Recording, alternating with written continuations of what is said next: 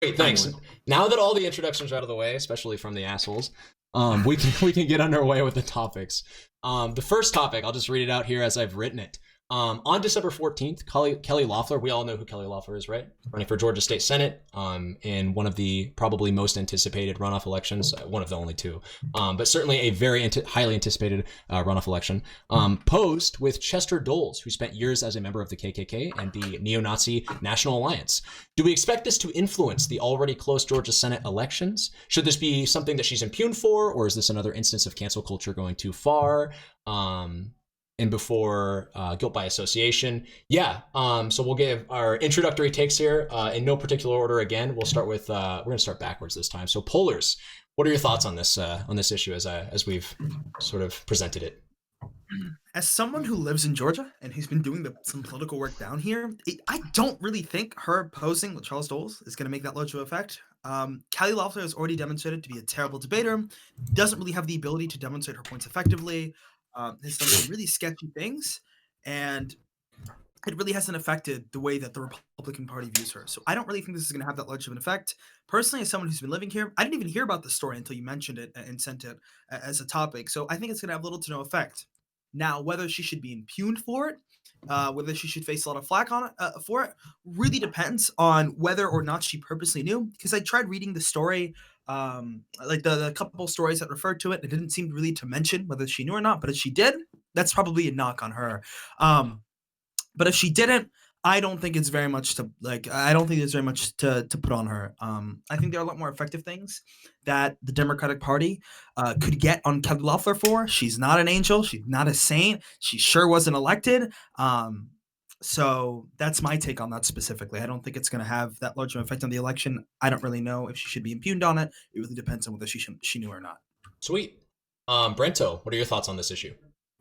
So I'm not, I wasn't too aware of a lot of what's going on in Georgia.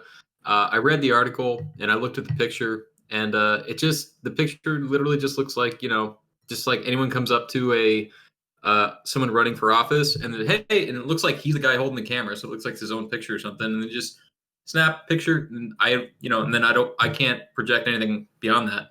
It looks like it's a non-issue. It looks like the guy was he was associated with the KKK in the 90s or something. But as far as saying, like, does that rub off on her politically? Should she be condemned? That seems like political opportunism, or they're trying to make a mountain out of a molehill to gain like political advantage or something. It literally just looks like a picture that any politician in any race at any point would take with anyone who comes up to them. And the fact that it's a neo-Nazi, or not a neo-Nazi, but a white supremacist, the KKK guy that did it, and people are being like, well, we could use that against her. That's what it seems like this is. I see. Fair enough.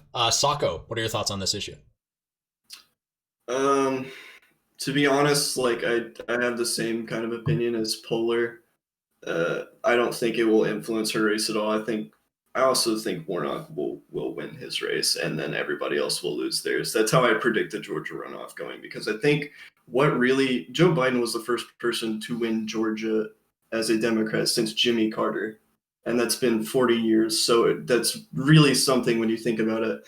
And I think the main reason for that was just the amount of people of color, especially women of color, that showed up to turn out for Joe Biden. I think Raphael Warnock can energize those same people, and I think that's how he wins the Georgia runoff. As far as should she be what was the word we used? Impugned.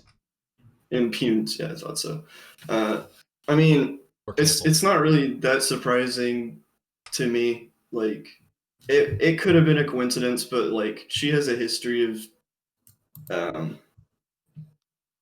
not being.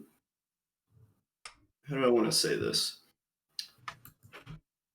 I don't know. It's no secret that she hasn't been the most racially sensitive person. After I read in that article where it's like she owned, what was it, 40-something% of the Atlanta Dream, something like that, yeah.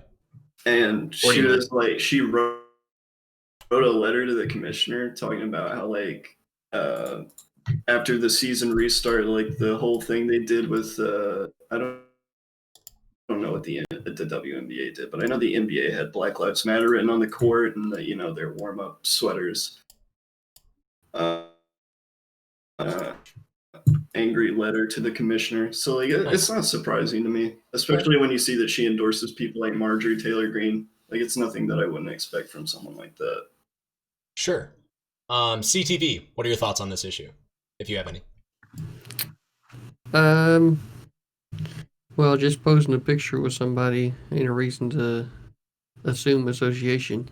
At the same time, Doles is, at least from what he's proclaiming now, is associated with a completely different group that has nothing to do with racism or anything like that. So while you could remain suspect of somebody that has a past of it, if you're really of the belief that if somebody does their time for a crime, that they should be able to re-enter society, which I think most people on the left are, especially when they're more for rehabilitative justice than the other kind, then shouldn't be anything suspect about this at all.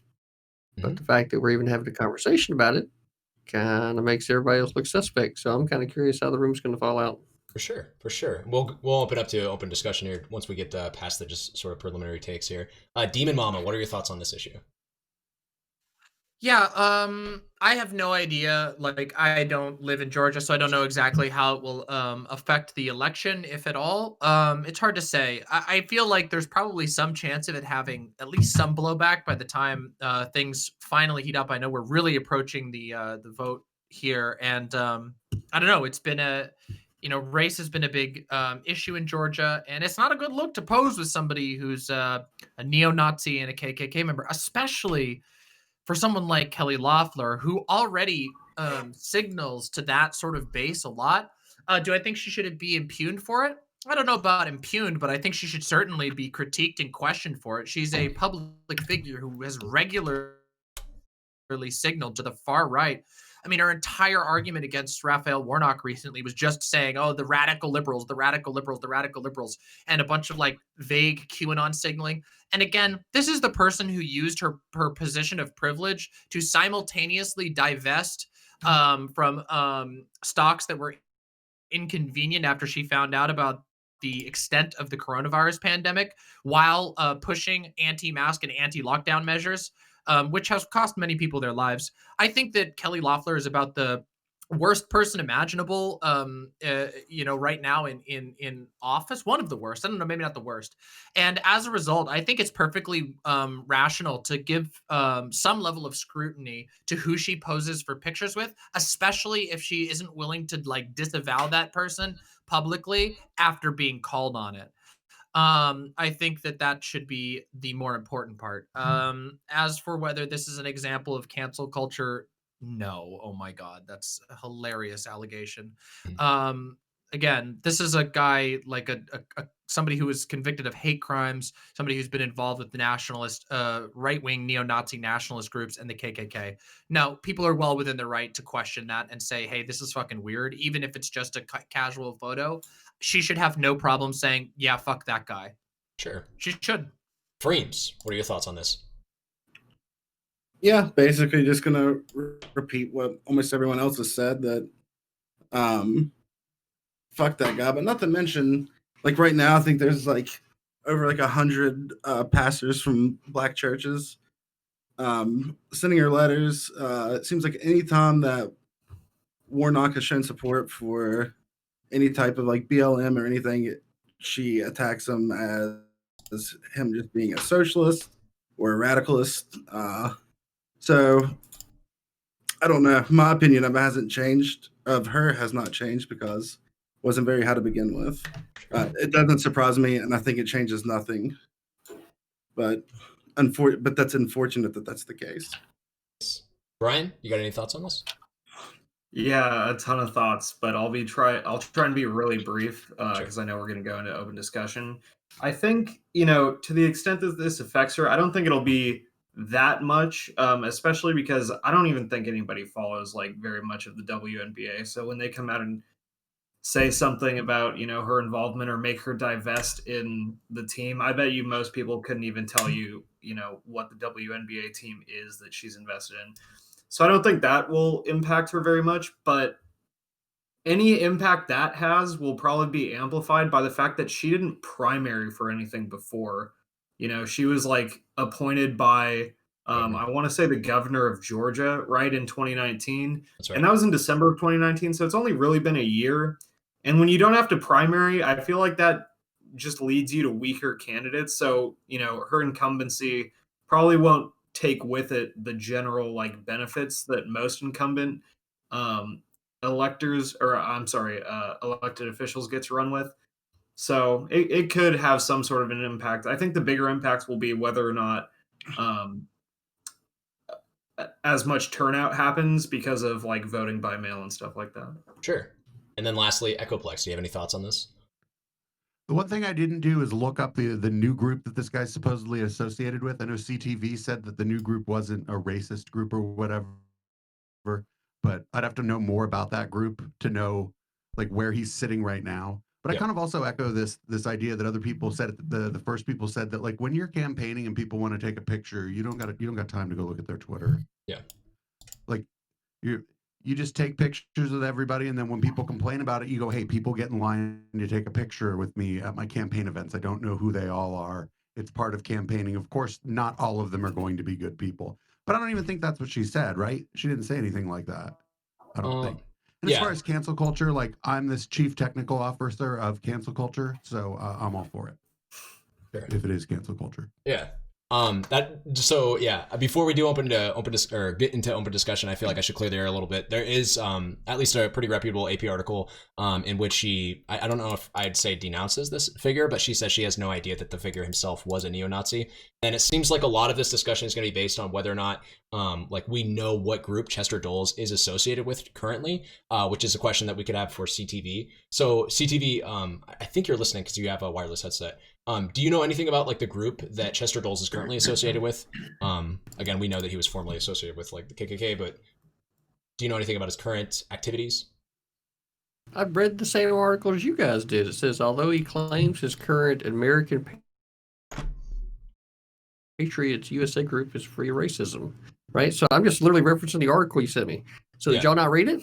No, yeah, we read that, but I thought that was doesn't it say that? Okay, so I don't know why it's like a question for CTV because it's like it's in the article. The article doesn't really go into any information about that group, so I think what Wired was asking was like, do you have any information that went above and beyond? No, I'm just telling you that he's claiming that this is what his claim is. That's what's in the article. So, you know, it's like, okay, so you can be suspect of what he says, but I don't know anything more specific about the group itself. But we do have a claim that it's free of racism. So, you know.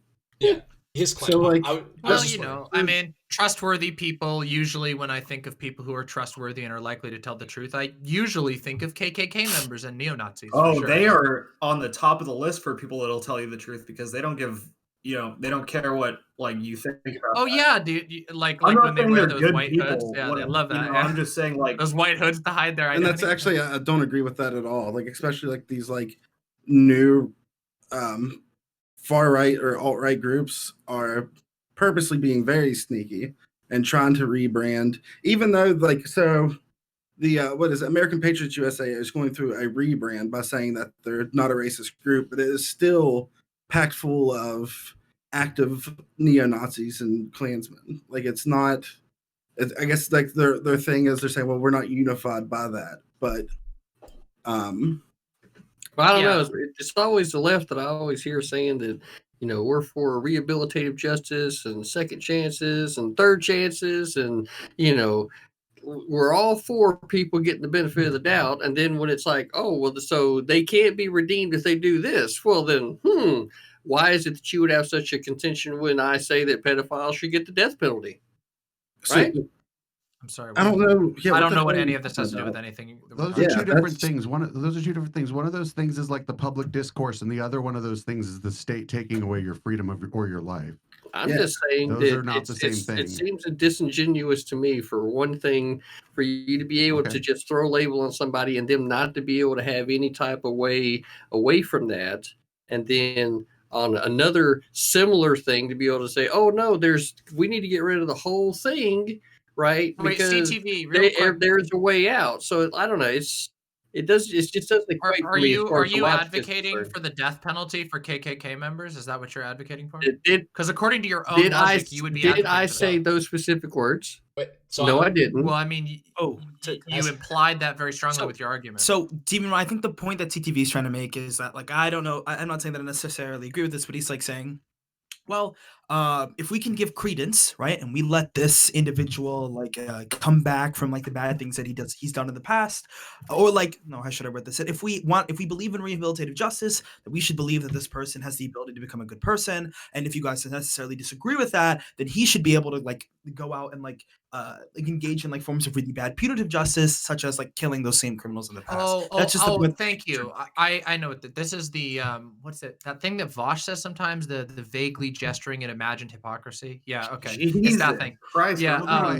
just want to like repeat that like having the state take away your freedom or your life is a lot different than getting criticized on Twitter. Yeah, I was gonna say I don't think anyone pretty here has distinct. like talked about anything other than that. Like, I mean, it's more or less just been, is this guy like, do we have any evidence that this guy's changed his ways? It doesn't appear to be the case. I've received some people actually at this point, since he's already served his time in the system, you'd actually have to have evidence contrary to, would you not?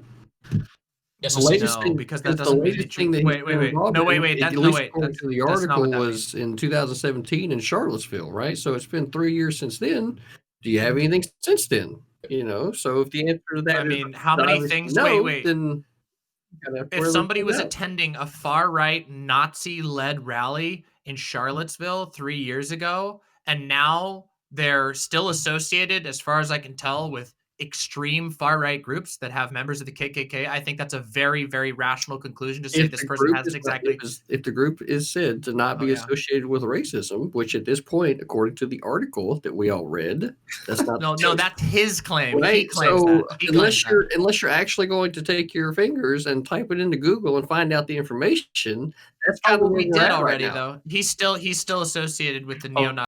Okay, so did you look up American Patriots USA? I don't care about American Patriots. Patriots. Well, that's the fucking group that we're talking about. So how can you not care about it? No, that's one of the groups. Wait, CTV, you literally admitted. Especially if you're all over the day, because that's the group that's said to be CTV. You please spare me the lecture. You literally said at the beginning of this that you didn't read anything more except for the article attached. So, and you use that as a defense for why you shouldn't have any original thoughts on it. If you want to just parrot the article, that's perfectly fine. So, I'm still trying to figure out what the original point he was trying to make was. Yeah, so it sounds like he's trying to make his. Oh, go ahead. Well, I was just going to say, does this sound like what he's trying to say essentially is that the group itself, let me just remind myself, the American Patriots USA has made claims that they are attempting to rebrand their organization to have less, or we'll say non-existent, racist, Nazi logos, anti-Antifa logos, etc. That the figure in question, the Chester Doles figure, has not attended a prominently or outwardly racist group or rally since 2017, and that since then, if there's no evidence to show that this figure is a concurrent racist, that his association with the claims of Nazism, KKK, etc. I guess the argument being made is that like because some people on the left believe in rehabilitative justice, that we can't personally attack this guy. I think his current claim trying to say. I think what he's trying to say is that people on the left, despite preaching real rehabilitative justice all the time, are very quick to judge and write off people that they don't like without seeing what they've done to change, whether or not they've changed. The slightest bit of association with something negative in the left's mind will instantly get you crucified. And that's hypocritical when you want to talk about rehabilitative. I'm sorry. Like now, I'm not saying you have to agree. Okay, I'm just saying that seems very unconnected to what we're talking about. Everyone here, in fact, most of the lefty people in this panel said that it was like, maybe she should release a statement. In fact, that's what I said, and I'm probably she did release a statement though. It said so in the article. Yeah. I saw that at the end. Yeah, that's great. But yeah, if like again, what my takeaway was, she should have no problem with distancing herself from this. But I don't think there's anything wrong, censorious, or even emblematic of a lack of devotion to rehabilitative justice. Which I really wonder if anyone on this panel really knows what rehabilitative justice actually means. Okay, chill the fuck out, okay? Yeah, that's like really condescending shots all the time at everybody. We haven't even talked about who did I- rehabilitative justice in any like serious type of way. You just Yeah, I know. Well, that's not my fault. That's your fault. That's It's your no fault one's for fault choosing because it that. hasn't been the topic of discussion, so that's not anyone's fault. Okay. No, y'all are getting pretty touchy about it and talking about executing people. And Well, shit, so. that was Wait, hold on. No. Hey, wait. No. I'm so sorry. Your guys Let feelings. I'm sorry. me just say something. Wait. No, I just want to say, look, yeah, that was actually it was very extreme when CTV brought that up. Yeah, so like obviously going to the death penalty for anything, and especially like them bringing pedophilia into it, immediately takes things to death extreme and all the like horrible things, right? So yeah, but no one's even brought up the subject of like rehabilitative justice. No one's discussed it at this point. Okay. His whole point was simply that holding people to their past seems contradictory for a party when that's a party, and so he's assigning the party thing to everyone else's arguments about that people should be rehabilitated and not be held to their past, but they're held to their past when it's convenient in a political sense. So that was his point, I think. Yeah, okay. I guess it just doesn't make much sense to me because we're talking about Democrats, which aren't most Democrats. He don't said believe liberal in for lefties. Wait, no, hold up. Okay, most liberals don't believe in rehabilitation. I don't know. This just seems like like sort of a nonsense point, and we've been hung up on it for a while now. But again, I was not the one who brought in pedophilia and executions into the conversation, but everyone's getting mega offended when I like take a little shots back and say, "Oh, I don't think that point is coherent." All right. Okay, I am going to start moderating the conversation. I've been pretty quiet and docile up until this point. Yeah, if I notice a sort of power dynamic between like several people and one person, I am going to lean more towards giving that one person a talk. So DemonMama, if you did want to respond, I noticed that you responded to Brento. If you also wanted to respond to Brian and CTV, you're totally welcome to. If not, I will throw it over to Socco because we haven't heard from him in a while, and then also Polars. Yeah, I mean, I don't really have a huge thing to say because I don't really think anything of substance has been brought up yet. But I mean, wait, I'm being dead serious. You literally just said that. That was your words. You just said no one actually talked about the topic. Okay. Jesus, ready to damn, you're like jumping to get offended at this. But yeah, I will say one thing that struck me as a little odd. This is really like a side note, but like blanket dismissing the WNBA is kind of silly. Like they're not nearly as big as the NBA, but they still pull like 7,000 to 8,000 people per game, which is pretty significant. And they're like I think it was like a $70 million industry per year. That's pretty major. I just felt like it was a small note. I feel like it's not really like fair to like write off the WNBA because haha, women doing sports, lol. Let it be known that I do support the WNBA. Now, Socco, if you wanted to talk, I assume you're done, right, DemonMama? Or yeah, I'm done. Done is kind of I don't mean to sound condescending. I just meant like you finished your point. Yeah, Socco. No, don't worry. Okay. Good. I mean, this conversation has been all over the place, and sometimes it's hard for me to follow along. So fair enough. I don't think I have really any. Well, actually, I kind of do. But I'm trying to remember exactly what was said. But I was going to bring something up that I brought up in my opening statement. While you look that up, CTV was talking about how the left kind of contradicts itself about rehabilitative justice, and was kind of getting onto that point. Like, I literally said in my opening statement that I live my life in conflict and contradiction. When you think about it, all people do that. So, and especially in politics, lots of people are just inherently contradictory, or they conflict with their own ideas. Because not a lot of people. I don't want to say this. Socco, wait, this is super existential. I do, of course, always appreciate philosophical conversations, but could you do your best to tie this to the conversation directly? I would appreciate that. And while you think about that, Polars and Freemz, we'll start with Polars, and then I'll immediately throw it over you, Freemz. I know you had your hand up. Did you have something to say? No, I was wave it off my brother. Sorry. Oh, okay. Well, goodbye, Yeah. Freemz' brother. I'm just fucking around. Polars, did you want to say something while Socco thinks for that for a minute? Yeah. So yeah, I gotta make sure my hash is unmuted. But basically, I don't know where this conversation has actually ended up going. I thought CTV was specifically trying to make a point, but then it kind of got off to some really weird tangent. I think we should probably recenter and talk about whether if we want to take this down the direction of whether like past individuals who engaged in racism in the past can therefore come out as like effective people who can engage in society. I think that may be a better road to go down with if that's the point that we're trying to go on, because like we've been going, like I think someone else mentioned this, we've been going from like here to here to here to here, and it's like let's just focus on one area. So I'm probably going to recenter this. Sure, yeah. I would assume that the majority of people here would think that, you know, people in the past who've been racist, who've done some really bad things, at least ideologically, can be adapted to new society. I think where we disagree is like, you know, how much does it take, right? Like, how do we prove that this individual has come back and been an effective individual in society? Can they claim to be? Does it take a certain amount of time? And does Chester Dole demonstrate that? I think that's a point to probably center on.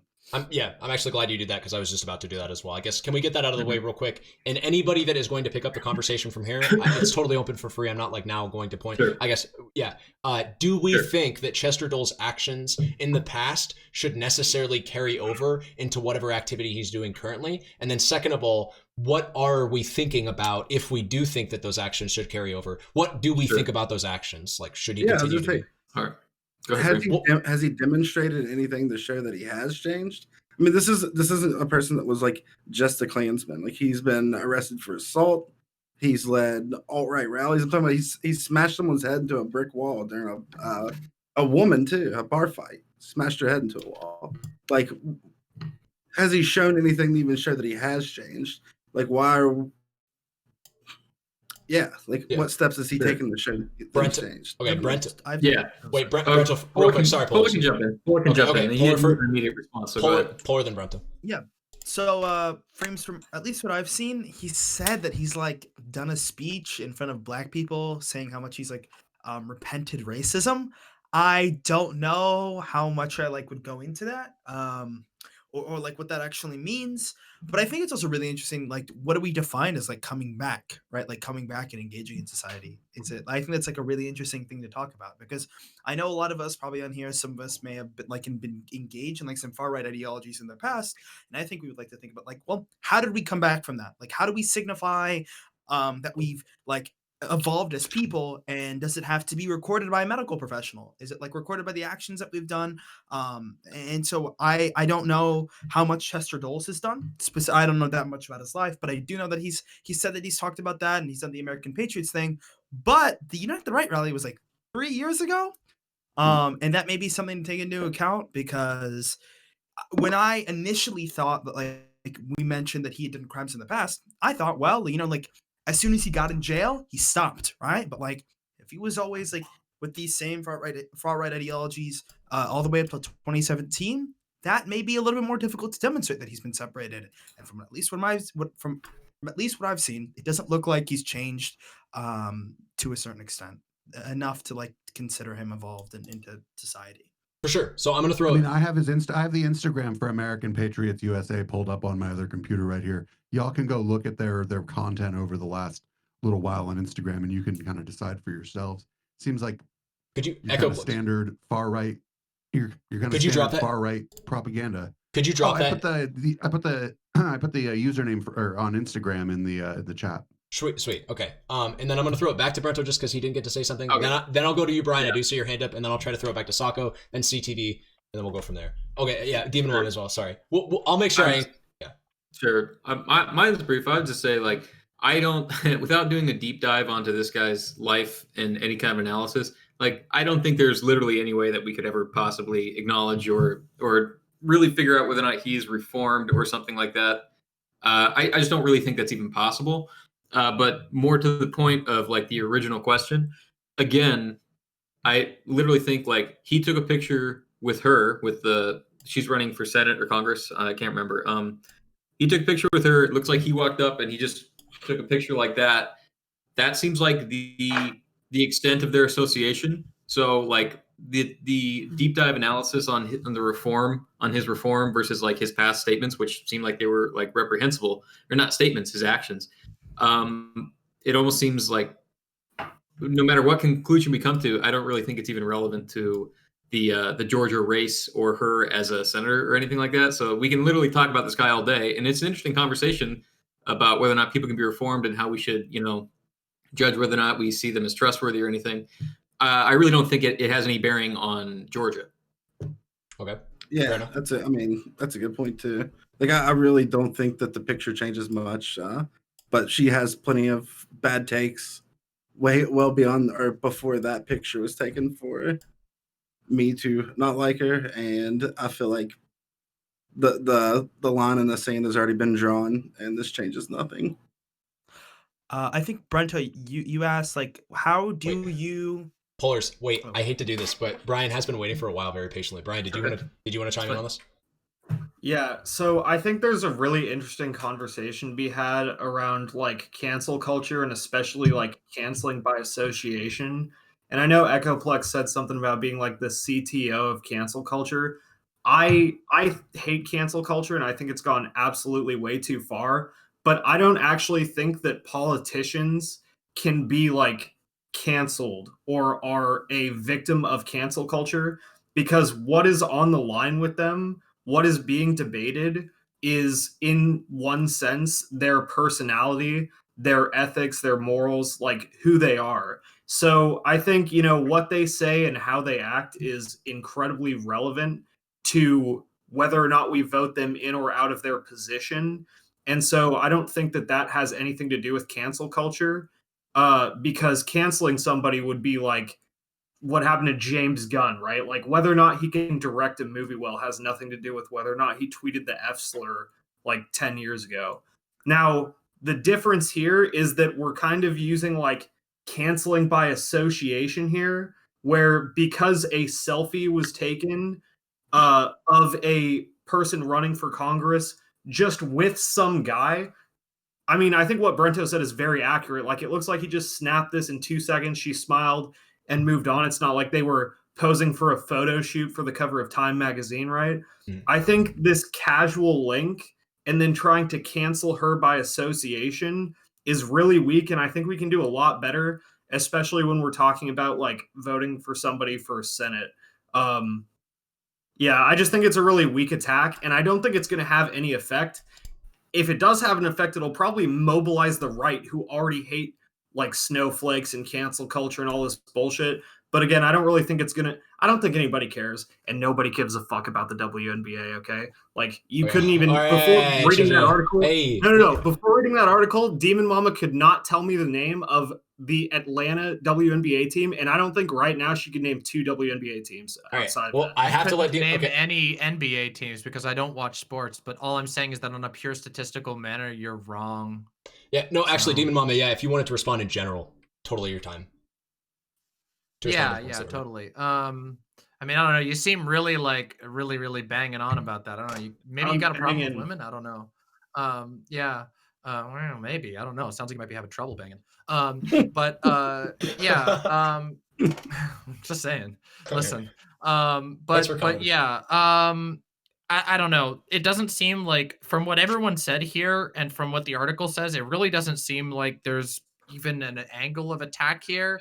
It looks like some people have a problem with it, justifiably. I think if any major public figure, especially someone who represents people in the Senate, is photographed with a person who's been deeply involved with hate crime groups, with groups that are specifically devoted to targeting and harming people based on their intrinsic identity, I think that's perfectly rational scrutiny to put on. I think it's really right-wingers who tend to be massive snowflakes about this kind of thing, because they're like, ooh, don't give any scrutiny to the people, to the politicians who we regularly make up completely baseless conspiracies about them drinking the spinal fluids of babies or whatever. It's like, okay, whatever. But the other thing too is that, like, I just did a casual Google search real quick on this Chester Doles person.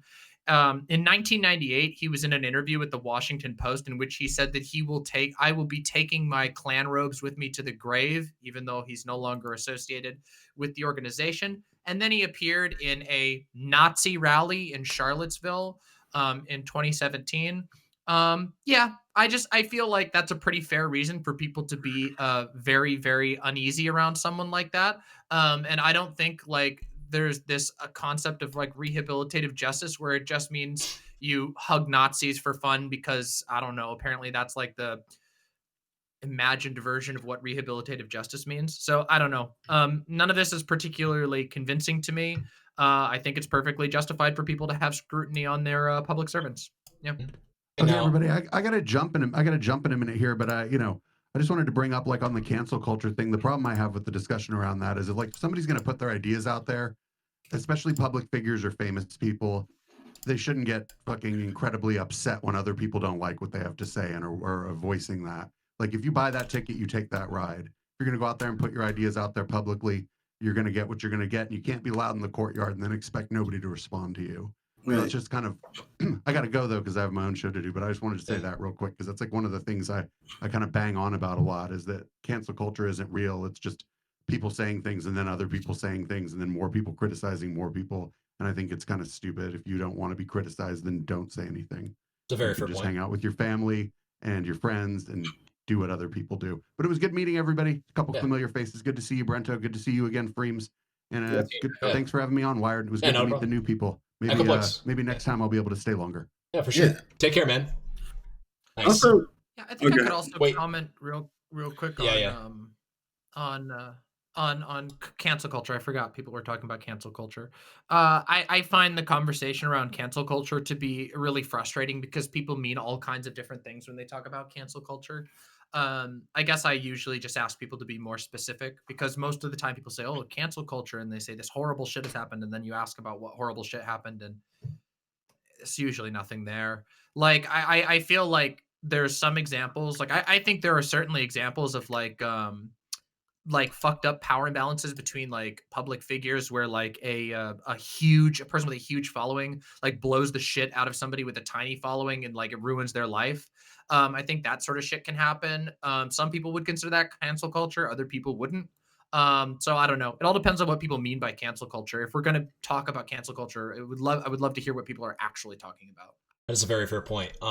Real quick before we do define it, Freemz, did you want to say something disconnected to that, and then I'll move it over to Polars, and then I think we should try to recenter the conversation on canceling, or rather on defining cancel culture. Sure. yeah, I also want to say when we're talking about like politicians and people that are in positions of power and making our laws, they should be held to a pretty high fucking standard.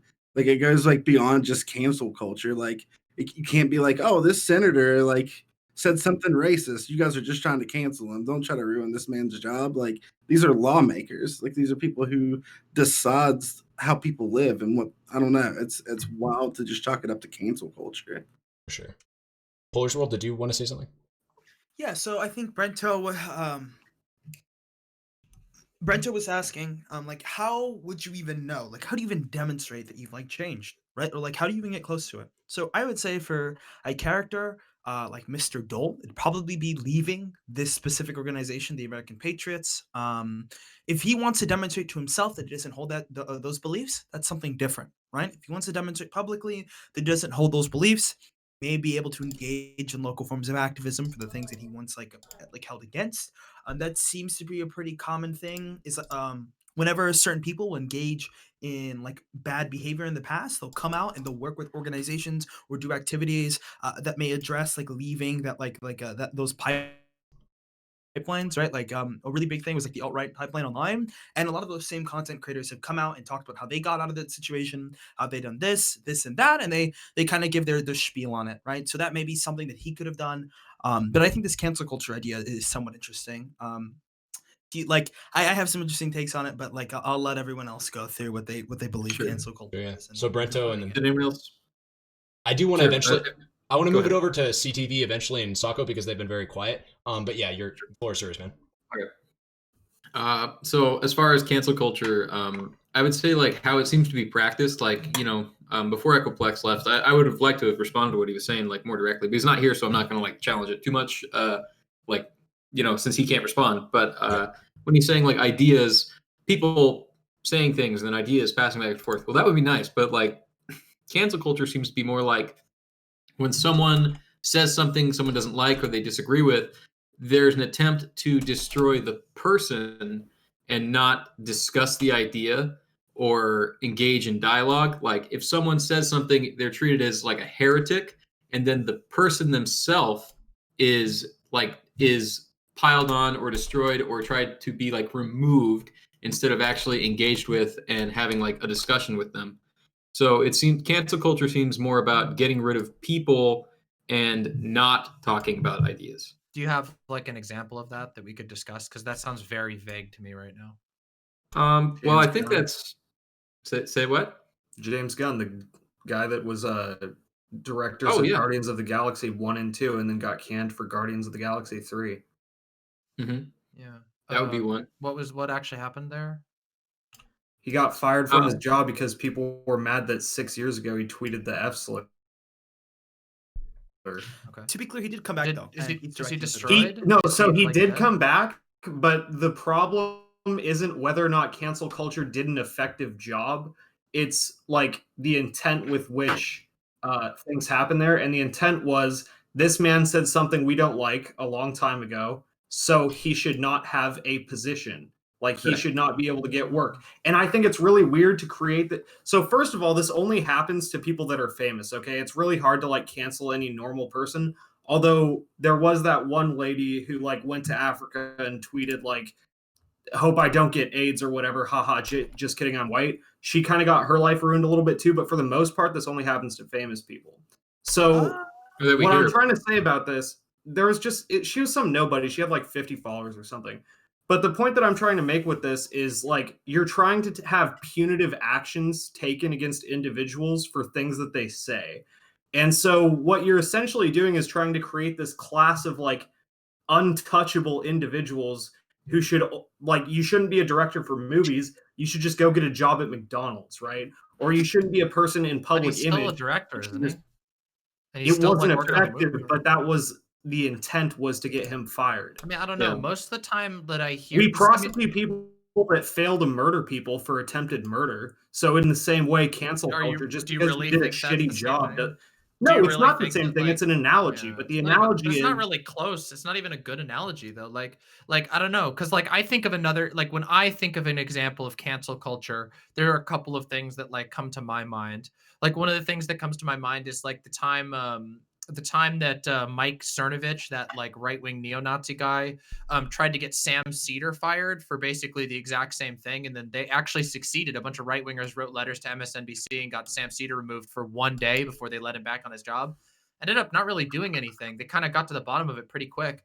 And then like other examples, like more serious examples, I think of cancel culture are like when like female politicians have like their nudes leaked, and like Katie Hill like had her private life like blown up into public, and like a bunch of like weird school marmish like extremely anti-sex people like invade her private life. Like that's the kind of stuff I think about when I think of cancel culture. But I don't even know, like, is that really culture? Like who really determines that? I think what most people refer to is like something happened on Twitter that I didn't really like. And I always wonder, like, I don't know, is this really like something that's hugely politically relevant? Because it seems to me to kind of be like a boogeyman of like internet culture warriors. And I don't know, I just don't find that very compelling or concerning. Sure. If nobody in particular has anything to respond to that, I do kind of want to move over to defining what we think cancel culture is, probably a little bit later than we should have been doing. I think we should have really defined this earlier. But what do we think cancel culture is? Starting with CTV. CTV, in your own words, how do you define cancel culture, if you could, for us?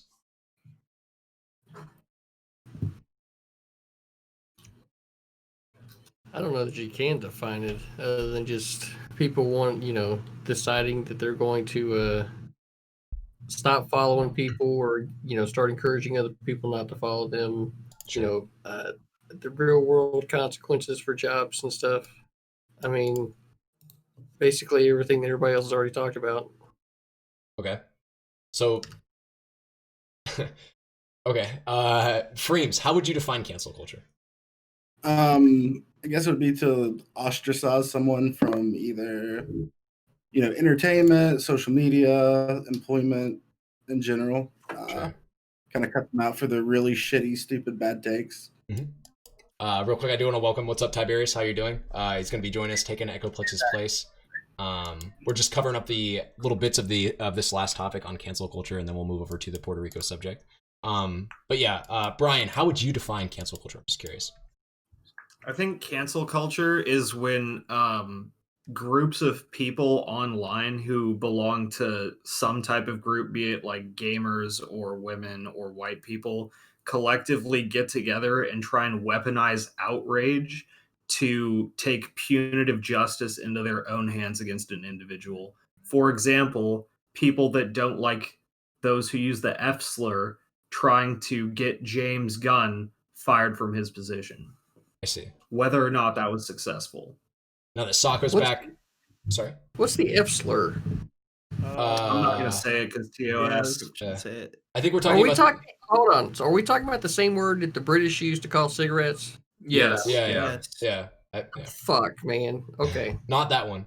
Hey, get mad at all the cancel culture people because we can't even use it in reference here on a debate show. Anyways. Well, you better not have any Brits that are smoking a fucking cigarette. Oh, yeah. Right? DemonMama, how would you define cancel culture? Cancel culture. Well, I don't know. I'm like a veteran of like I've lived, being 30. I don't know how old everyone else is here on this panel, but I don't know. I've lived through a couple of waves of like moral panic, propaganda. To me, it just seems like a boogeyman that means whatever you want it to in the moment, usually used by conservative pundits to describe people getting mad about something on the internet. And it's not really clear why they're mad, what's wrong with them being mad about it, or what they're doing. Sometimes people will like pick certain specific examples, and I don't know. To me, it just seems like literally the same thing as political correctness, which was the old boogeyman that basically meant the exact same thing. And they would do jokes just like the one that you just did about, oh, we live in such a time you can't even refer the slur. Well, I mean, I can because I'm on YouTube. That's Twitter's problem, or that's Twitch's problem, not me. I can say as many slurs as I want to and do. But yeah, it's like I don't know. It seems like, if I'm going to be completely blunt, it seems like fragile snowflake shit from the right, which is like nothing new. Yeah. Socco, did you have any... Sorry. Oh, go ahead. No, you go ahead, Freemz. You haven't talked either. Well, I thought of a bad case of cancel culture. Whenever Colin Kaepernick got removed from the NFL for kneeling for the flag, that was a good case of cancel culture. That was an effective one too. That was... Yeah, he's making a shitload of money with Nike, so it helped him out. True. And then Socco, did you want to define cancel culture for us? See, I don't really have an opinion on cancel culture. I think the whole topic in general is just really fucking stupid and a waste of time. Fair enough. Like I've literally had somebody tell me, because I've had these discussions before, and it's like I remember specifically asking something. Or asking somebody what like their definition of cancel culture was, and they literally told me, well, Seinfeld can't make gay jokes anymore. And it's like, all right then. I see. That's my favorite one personally. Sorry, I don't mean to butt in, but that's one of my favorite ones. Fucking Seinfeld constantly talking about how his gay French king joke doesn't play well at modern college campuses, and it's just so bad. That's the best example. Like, where I'm just like, what does this even mean anymore? I will agree that there's like something there in like the Kaepernick case. But like, because you agree with it, right? Yeah. No. Yeah, I just don't. Wait. I mean, you have to let me finish my. You have to finish my sentence. I mean, nice try at got you, but it usually helps if you listen to what someone's saying, because I literally was about to say. Wait. Let's let her. I know. Jesus. But I was about to say, but I don't really know if that's emblematic of a culture. So I don't know if calling cancel culture is the right word.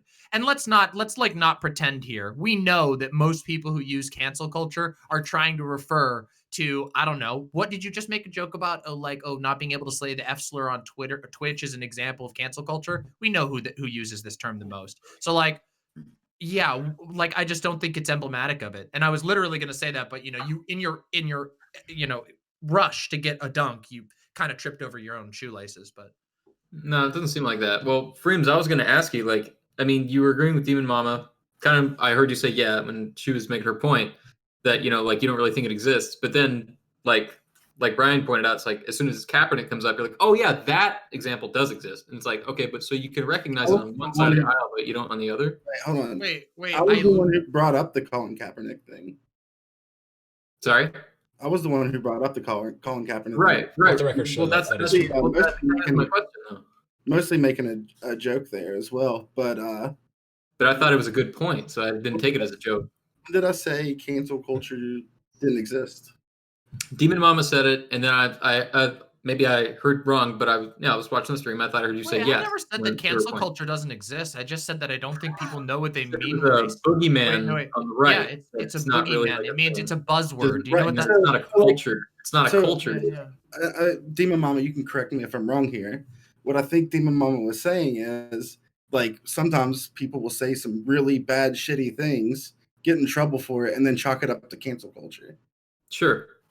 Yeah, I mean, I think it's just a really, really vague concept. I don't really know. Like, first of all, no one here has provided a consistent definition, which more or less plays into my case. Buddy, Wait. I provided a very You provided your definition, which is in disagreement with like almost everyone else on the panel. No. Like the thing is everybody had their own take on it. It's clearly not like a. It's clearly not a cohesive concept. First of all, well, we're obviously on a panel. It's gonna be like. Guys, Is this gonna be like a We're 4v1 because y'all get so triggered by my. let's No. not go ahead, Brian. Let's let DemonMama finish her point. Then let's move to Brian, Sure. and then if Brento, if you want to say something, then we're going to go to PolarsWorld, and then we're going to move to the next topic because I do want to. Hey, Guitar. Yeah, what's up? Guitar. Yeah, what's up? I don't know what is going on with your mic, Is it my but mic? you are. Yeah, it's definitely your mic because you are getting overtalked by everybody, right? Like I'm sitting here and I can't pull your voice out of a crowd, and that's a real problem for me, right? Wait. Because if you're trying to get control of the room, I want to be able to help you do that. But if I can't hear you, that's a real problem. Yeah. Can you guys? It just seems is like that- at can you least guys- Can you guys not hear me? Like when I talk? It I sounds can hear like you. your mic is breaking up a little bit. Is what it Maybe- sounds like. You Maybe- break up every time somebody else is talking while you're talking. I am stopping, like when you guys talk. Okay, here, I'll just do it one more time then. So we're going to go to DemonMama to let her finish her point. Then we're going to go to Brian. If Brandon wants to say something, he can. Then we're going to move to Polars just to give us the closing thoughts on this topic. And then we're going to move over to the Puerto Rican topic. The topic on Puerto Rico. That's the plan. So DemonMama, you can finish your point. Sorry about that. Yeah. I'm trying to remember what we were talking about. Oh yeah, people said I don't believe in cancel culture. I mean, I think that there's something that can exist like that. Like, I mean, again, I just don't know if anybody has a consistent definition. It doesn't really seem like most people have there's any sort of consensus on what this means. People seem to use it broadly. I mean, the Fox News and literally I watched the entire RNC this year, and they brought up cancel culture like 100 times with no specific definitions. And so I don't know. It just, again, I do believe it's a boogeyman. So I believe it exists in that way. But I don't know. When I think of really bad examples of like this sort of vague concept of cancel culture, my examples never go to like Twitter. I always think of shit like remember when Ellen DeGeneres, this was like a couple of years ago now. Remember when Ellen DeGeneres did an ad for JCPenney, and then a whole bunch of Christian advocacy groups boycotted the shit out of JCPenney, literally blockading their doors until they got rid of Ellen DeGeneres off of their ads because she's a lesbian? That is what I think of if I want to think of an example of something that resembles what people are talking about when they say cancel culture. And that didn't happen on Twitter. That happened in the real world and involved religious groups like literally targeting someone and damaging their career IRL, not just random fucking people getting mad and posting memes at each other on Twitter. Sure. So Brian, if you want to respond to that, that's understandable. Or Brento. Sure. So cancel culture, okay?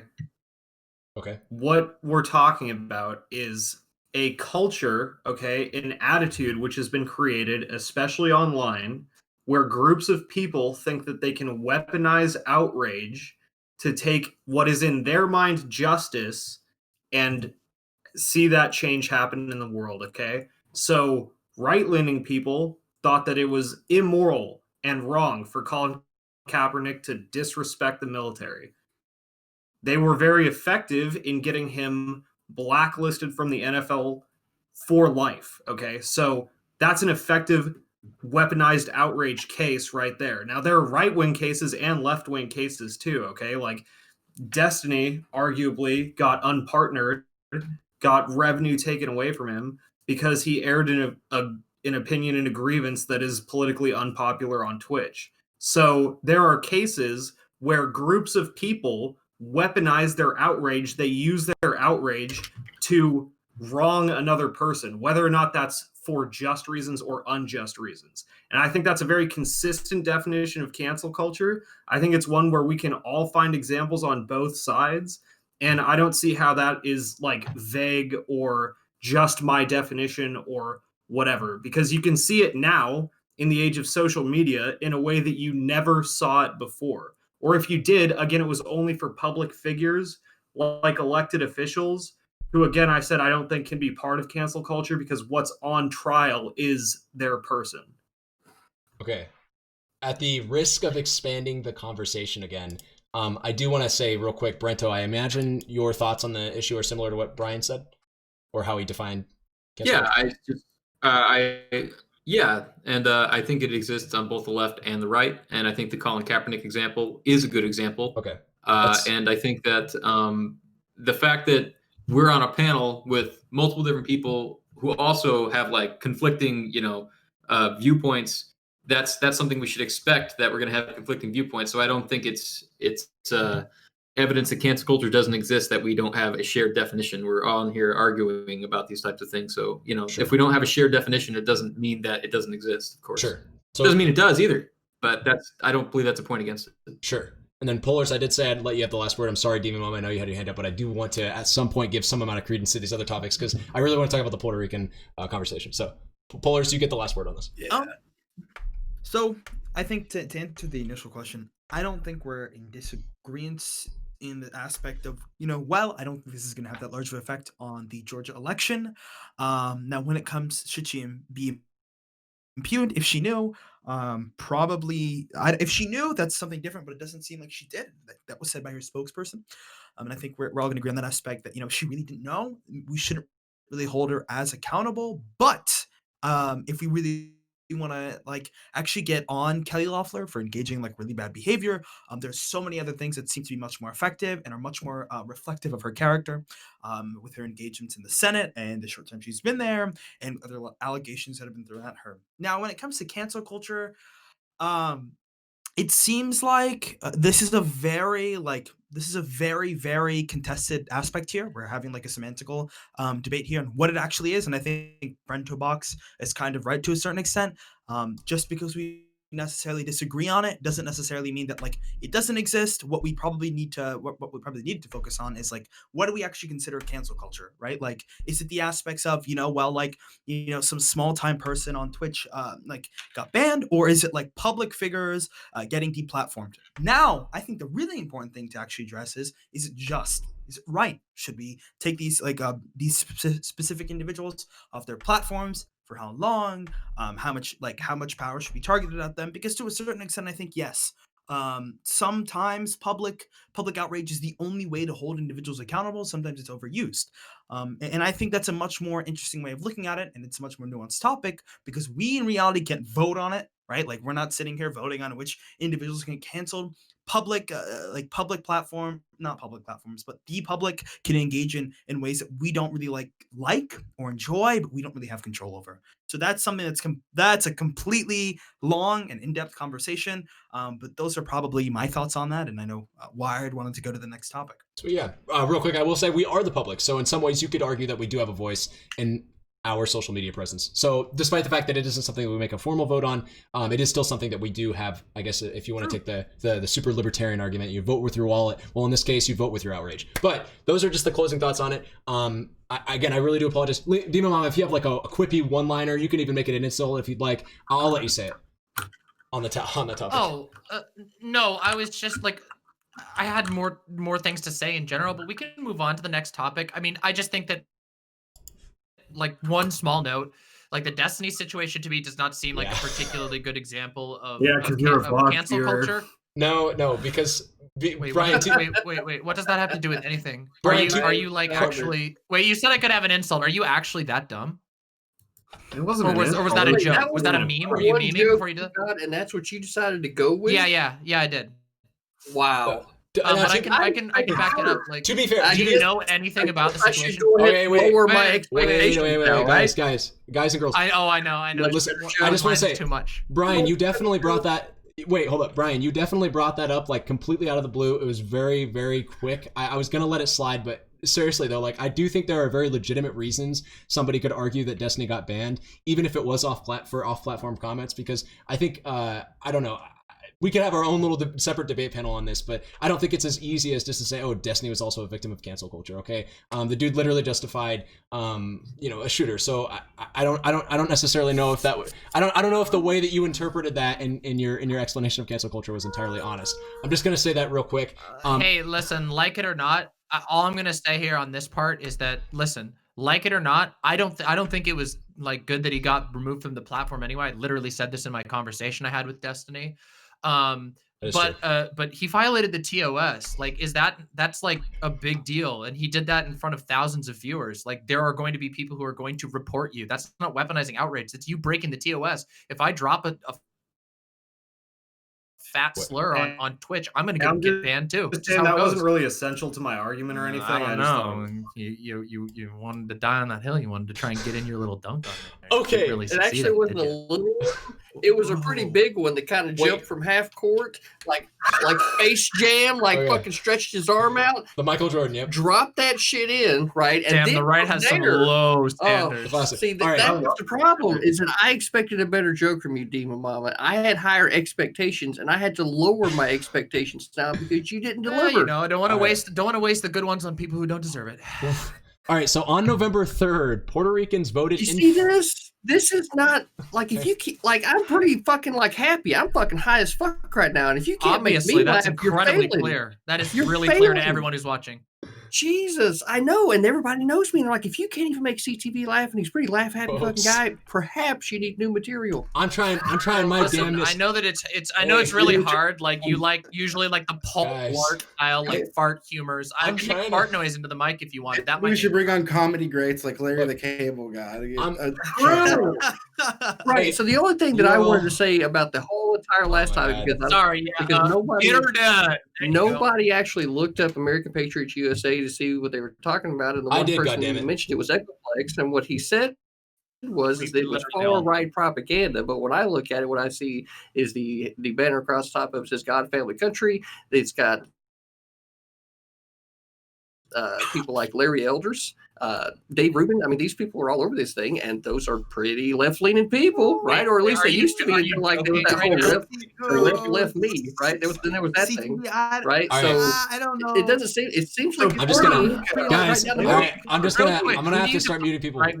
I don't want to do it. I really don't want to do it. I hate to be that guy to mute, but I feel like we have to move on to the next conversation. Otherwise, we're just never going to get there. So on November 3rd, Puerto Ricans voted in favor of becoming the 51st United States and elected a pro-statehood Pedro Pierluisi as their governor. What are our opinions on Puerto Rico gaining statehood? Should it happen? Does the United States stand to benefit? Does Puerto Rico stand to benefit? Would this decision demonstrate a pathway to statehood for other U.S. territories such as Guam, the Northern Mariana Islands, the U.S. Virgin Islands, the Dominican Republic, etc.? I want to start off with Tiberius because he did join a while ago, and I know he's been very interested in topping on this particular subject. How are you doing? Tiberius, by the way, before you do actually give your thoughts on this topic, you're totally more than welcome to give your introduction as a broadcaster, because I know you do. So, what's up? How you doing? Hello. All right. Hello, everyone. I'm Tyberius D. I'm the host of a podcast named Geopolitics with Tyberius D. I also do open panels on Twitch. I would usually I'd usually be a little bit more concise, but I was literally going to sleep when Wired's like, hey, you want to jump on? So I might not be at 100% here. No, you're cool. I'm happy to be here. I might not be 100% here. As far as my own personal thoughts on Puerto Rico being a state, I'm perfectly fine with it. The only territory that I've actually been against being a state is DC. I think it should be part of Maryland, but that's a different conversation to itself. I have no problem with the U.S. territories becoming states. I don't see why we should hold it back. I know it's going to screw the Senate up, but hey, whatever. Actually, I think personally right now is the best time for that because the political parties are starting to realign where it looks like we're going into the 7-party system, and better now while the coalitions are moving and people are changing than whenever it's already established and we're having that political fight. So I'll pass it off to the next person. Sweet, yeah. I actually want to again go out of order here, so I want to go over to Brento if that's okay. Brento, what's up? What do you think about Puerto Rico becoming a state, etc.? Yeah, if they want to be a state, if they vote on it, I think that's fine. I think that would be great. They should affirm it. The only thing I really know about that, and not even say that I really know it, is just the only person I know who has any kind of intimate knowledge of it is Pixie. Yes, and she says that basically within Puerto Rico, and in reading the article that you linked to, prior to the panel, it said I think the vote was like 52-48. So it is contentious. It is like split within the country, right? There's a majority on, as far as what you linked, that for statehood, right? But it's obviously contentious within the country because according to Pixie, and from what it makes sense, the people of Puerto Rico actually have like a belief in their cultural heritage. They like being Puerto Rico and Puerto Rican, and they feel like they would lose some of that. They like a degree of independence in their identity, and they would feel they would lose some of that in statehood, which is potentially true. That might happen over time. So I think that's part of it. But otherwise, yeah, if Puerto Rico became a state, that would be a thing that would happen, and that's my whole take on that. Fair enough. Polars, what do you think about that? First of all, do you support Puerto Rico becoming a state? Do you think that there is some risk that Puerto Ricans, native Puerto Ricans confer by becoming a state? Do they lose some sense of identity, etc.? What are your thoughts on the issue? I think it'd be a great idea for Puerto Rico to become a state. Now, is it good for America? Well, depends on who you define as America, okay? The Democrats, they're gonna love. You know what? I would love to see Puerto Rican senators and congressmen, okay, boosting that. I have a pretty strong idea that they're probably going to be voting Democrat when it comes to who they're going to send to Congress, and I'm in favor of that, right? I also think that like when people are talking about maybe why some Puerto Ricans don't want to be like a part of be a state, be considered a state at least. Is the same reason why so many quote unquote libertarians go there. They don't pay federal income tax, to my understanding. And, that may actually be something to take into account. Personally, I think they should be a state. I think they should be able to vote. Thank God we won't see any of those cringe libertarians talking about, I don't want to pay federal income tax. I'll just go to Puerto Rico. Okay. We have to give them a place where they can't go and not pay federal income tax. Okay. That's what I care about. That's a positive for them becoming a state. But in all honesty, I think it'd be really, I think it'd be a really good idea to allow them to do that. Now, the actual legal stature on how to become a state has been relatively consistent. It's just whether this will spark like a political movement in order to engage with that, right? So whether Congress, whether it goes through Congress is going to be something that's really different, right? Will this inspire the U.S. Virgin Islands to therefore apply for statehood? It really just depends on the political climate and whether this actually inspires the movement. It really won't change the way that states actually get territories apply for it. But I think this may be able to establish a way to actually become a state politically with like political capital. The Republicans are probably not going to be in favor of it because we all know the reason why. Okay, as I mentioned earlier, it's not going to be so good for them. So I personally think that they should. Yeah, that's my position. Wonderful. CTV, what are your thoughts on Puerto Rico becoming a state? Do you think they're going to vote blue no matter who? Do you like the idea of absolving yet another tax haven that libertarians such as, let it be known I did try to get Last Username on, but yeah, libertarians such as Last Username to escape to pay no income taxes? What's up? What are your thoughts on this issue? Well, Polar kind of laid it out pretty nice, but it does more for Puerto Rico than it would for the United States, right? Does it? So I think so.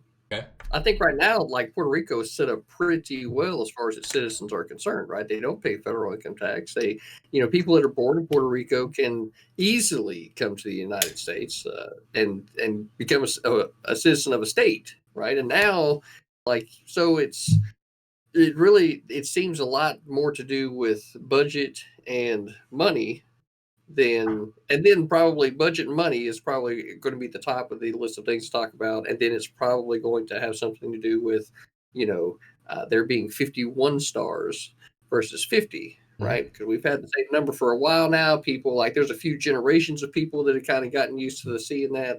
So then there's like a conversation about that as well, because to just say, oh yeah, we're just going to do it. Well, that's pretty pretty big part. So I think that there's some nostalgia there. Are you arguing, CTV, that you think that like there's some part of American culture that's lost by adding an extra star? Is that maybe what you're trying to say? No. I think that there's a much broader topic actually to be had as far as the government and its role around the world, and that in this specific case, the federal government. But I don't know that that's something that we'll end up getting into, but it's got a lot to do with making the federal government something that other nations around the world would want to be a part of, like to actually sell ourselves and actually get the federal government out of a lot of issues and handling them so that other nations would want to join in because they had complete freedom to be able to handle these issues inside their borders, like the drug war. If they wanted marijuana legal, why should the federal government here be able to say that as a part of you joining? Okay. So that's kind of where I feel like a lot of this discussion needs to go. And then, you could also go into, because there were so many states added back in the day, especially in the Northeast, during the time leading up to the Civil War, that maybe there's a time now to actually start combining some of those smaller states into one bigger state as we make a transition. So I don't know. Okay. There's a lot of things, a lot of different ways you can go with it. Fair enough. DemonMama, what are your thoughts on this issue? Just in general, Puerto Rico becoming a state, do they deserve independence? Is that something that, I shouldn't say deserve, I mean, is that something that they want even, or should they be combined into the union? Does it confer advantages to them? Yeah, sorry. Abolish the state. All you have to lose is your own chains. No, but honestly, like I think this is a really, it's not as cut and dry of an issue as I think it seems sometimes. Puerto Rico has a lot to lose and a lot to gain from statehood. Now, I think it's reasonable to believe that a certain amount of recent events may have brought people more over to the state side or the statehood side of the issue. I know that this has been an issue for decades. I mean, for a very long time, statehood has been a hotly contested issue. Sure. I mean, I almost married my ex, who is Puerto Rican, and her family was very vocal about their politics and very divided on the issue, in fact. And one of the issues with this is, of course, like when I refer to recent events, I'm referring, of course, to Donald Trump's absolutely atrocious, inhumane, and frankly disgusting treatment of Puerto Rico during the hurricanes, basically leaving them behind. And that's a pretty tough thing to do when they're a state, or at least it's a lot harder. You have to end up with like a New Orleans type situation. There's a lot more scrutiny. To be completely honest, like I think that's a major concern, and I wouldn't blame a lot of Puerto Ricans for wanting to support statehood to avoid that type of disaster. But of course, there are other problems as well. You have to submit yourself to being potentially a part of a draft. You have to submit yourself to, of course, federal income taxes. You have to submit yourself to federal regulation, and these can be pretty imposing sometimes. So yeah, I think it's a complicated issue and I don't really think it's like a cut and dry, clear issue. Especially because the history of the way that America has treated its territories has never been amazing. Mhm. So Puerto Ricans have a lot of reason to distrust the American state when it comes to wanting to be a state. But if they want to become a state, I will say one of the benefits is that it will be a lot harder for a president like Donald Trump in the future to neglect the people without it drawing the public's ire. Sure. Unfortunately, he kind of got away with that in this particular case. Brian, what are your thoughts on this issue? Do you think that Puerto Rico would have a lot harder of a time being overlooked by so much of the, I guess you could say, national stage in times of crisis as a state? In general, do you think Puerto Rico should even become a state? What's up? It's kind of a really complicated question because I have some problems with the way that our government is set up right now and sort of the powers and privileges that are given to states individually, especially not really liking the Senate and how it takes away power from majority voting groups. Like I'm from the state of California, so obviously the fact that we have 2 senators and so does Rhode Island, that kind of bothers me, and that would bother me the exact same way if Puerto Rico was a state. I think that if the United States government has some sort of control over Puerto Rico, that it also has some sort of responsibility to Puerto Rico. And I think most of those responsibilities can be addressed whether or not they are a state. The fact that they weren't by Donald Trump doesn't really change anything because California, which is arguably the most powerful state, was left hung out to dry pretty much during the huge fire season that we just had. And even now, where for the first time during the winter season, we're going to have, probably the whole season as high fire warnings. So if California can't really get support from our political leaders in a time of crises, then I don't really see how Puerto Rico having 2 senators and 5 House of Representatives people would really change that. But I'm no expert on, federal government politics and all that sort of good jazz. So I don't have strong feelings about it. I feel like the United States should treat Puerto Rico with the same respect that it treats all of its citizens. And I think that that is not mutually exclusive with, not being a state. Fair enough. Freemz, what's up? What do you think about Puerto Rico becoming a state? Yeah, I think Puerto Rico should become a state, mostly so they won't get fucked by Wall Street as bad as they are currently. Not to mention, even though they don't pay a federal income tax, they also don't receive any of the benefits that an American citizen gets awarded. And they more than make up for their federal income tax through their estate tax, which let me find out where it's significantly higher than it is in America. Sure. So like where the laws are set up different in Puerto Rico, we allowed a bunch of people from Wall Street to go there, and they basically recommended debt. And I got a link here that I'll post in the group chat. Sure. Share with the. But it's stream chat. The stuff that they're doing there is not legal in America, and it is basically crippled Puerto Rico. Mm-hmm. But that's also for that with that happening. That's also the reason why they'll never become a state. It'll never go through. Puerto Ricans have wanted to become a state, even at a higher percentage than this in the past. Yep. This isn't like a new thing. Like that is true. At one point, like in the 90% of Puerto Rico wanted to become part of America. I think the last like 7 referendums they've held on this issue, Puerto Rican citizens have voted in favor of statehood. So, Freemz, let the record show that Freemz is correct that Puerto Ricans have wanted this for a while. And then lastly, Socco, what are your thoughts on Puerto Rico becoming a state? Should they become a state? Should the United States let them in? What's up? How do you think this would affect the world? So you're gonna have to help me out here because I have a bad memory. There was this country that was like founded upon this like weird idea. Oh, am I muted? No, I'm not muted. Yeah, there was this country that was founded upon this like weird idea, and I have a hard time remembering it. It was like no taxation without representation, and they like fought a war over it. I can't remember which like country that was, but obviously. No, I think Puerto Rico should absolutely be a state. Not only should they be a state, but Guam as well. And I mean, I think if you really believe like the values that some of the values that America was founded upon, then you believe that, no taxation without representation, make Puerto Rico a state, make Guam a state. DC is a little bit more of a, I don't know, I don't know how I feel about DC statehood. I haven't thought about it enough. But one thing I also want to add real quick, people have this like weird idea that that Puerto Rico would go blue. It absolutely would not.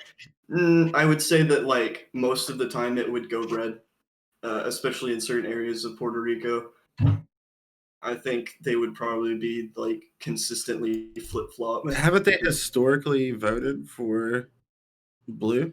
I mean, wait. Yeah, so I do want to open it up to open discussion. So Freemz is talking about how they've historically voted blue. That comment also seemed a little bit aimed at PolarsWorld. So yeah, by all means. Yeah. So I'll also like to address the fact that like this is like a pretty historical way of looking at voting. It seems like parties that will parties that allow specific groups of people to vote tend to end up getting their vote in the future, right? So what this would mean would be like, I don't remember which actual party. I think it was the Republicans that let women vote, and women have. Was it the Democrats? Okay, then yeah. Okay, yeah. So yeah, Tiberius got me on there. So women tended at that point to vote like main. It seems like tended to have a voting bloc leaning towards the Democratic or the Liberal Party at the time. Same with Black people, and it's been one of the most historic voting blocs for a long time. I would also say that like Brian brought up an interesting point. Like California has all these senators, all these representatives, but they still don't necessarily get the help that they need. That would actually be a really different situation with Puerto Rico because now that they have representatives being sent out to Congress, being sent out to the Senate. Not only will they get more attention on their political races and the issues there will be blown up, but secondly, there are like multiple types of like governance. There's a trustee and a delegate style form of like a congressman. A trustee being an individual that really works with the party in their like your legislative body, and a trustee delegate is an individual that will actually represent the values and the ideology that's present in your area and fight for hometown. This is a pretty common practice, is that a lot of senators, congressmen will fight for bills that are local at home so that they'll actually end up getting reelected, right? So they have to necessarily represent their ideals or they'll get replaced out. So that's something to worry about as well. Lastly, CTV thought, like CTV brought up a point talking about how they don't necessarily follow federal law. The Supreme Court already ruled that they have to follow federal law, so they're following federal law. They don't pay taxes, but they're still under the delegation of the federal government. So sweet. So that was aimed at several of course people. They would be, right? Yep. Sorry. I thought CTV that you said that they didn't, and I was like, oh, that's I just thought that you said that. So if you didn't say that, then we're all clear. No, I mean, like, it's a U.S. territory. It wouldn't fall under the jurisdiction of any state, right? Because it's a territory, so it would fall underneath the jurisdiction of the federal government. So this was actually something that was contested for a little bit, and then had to be settled in the Supreme Court. I think I can send you the case if you want to see it. Yeah, I'd be interested to take a look at. I love those, especially when Pisco doing. Nice, yeah. While you guys are sending that back and forth, how do we feel about Puerto Rico becoming a state, just based off the auspice of the referendum itself? So if the will of the people, even if it is by a fringe majority, seems to support the idea of them becoming a state, should that be itself, I guess, cause, I suppose you could say, for them gaining statehood?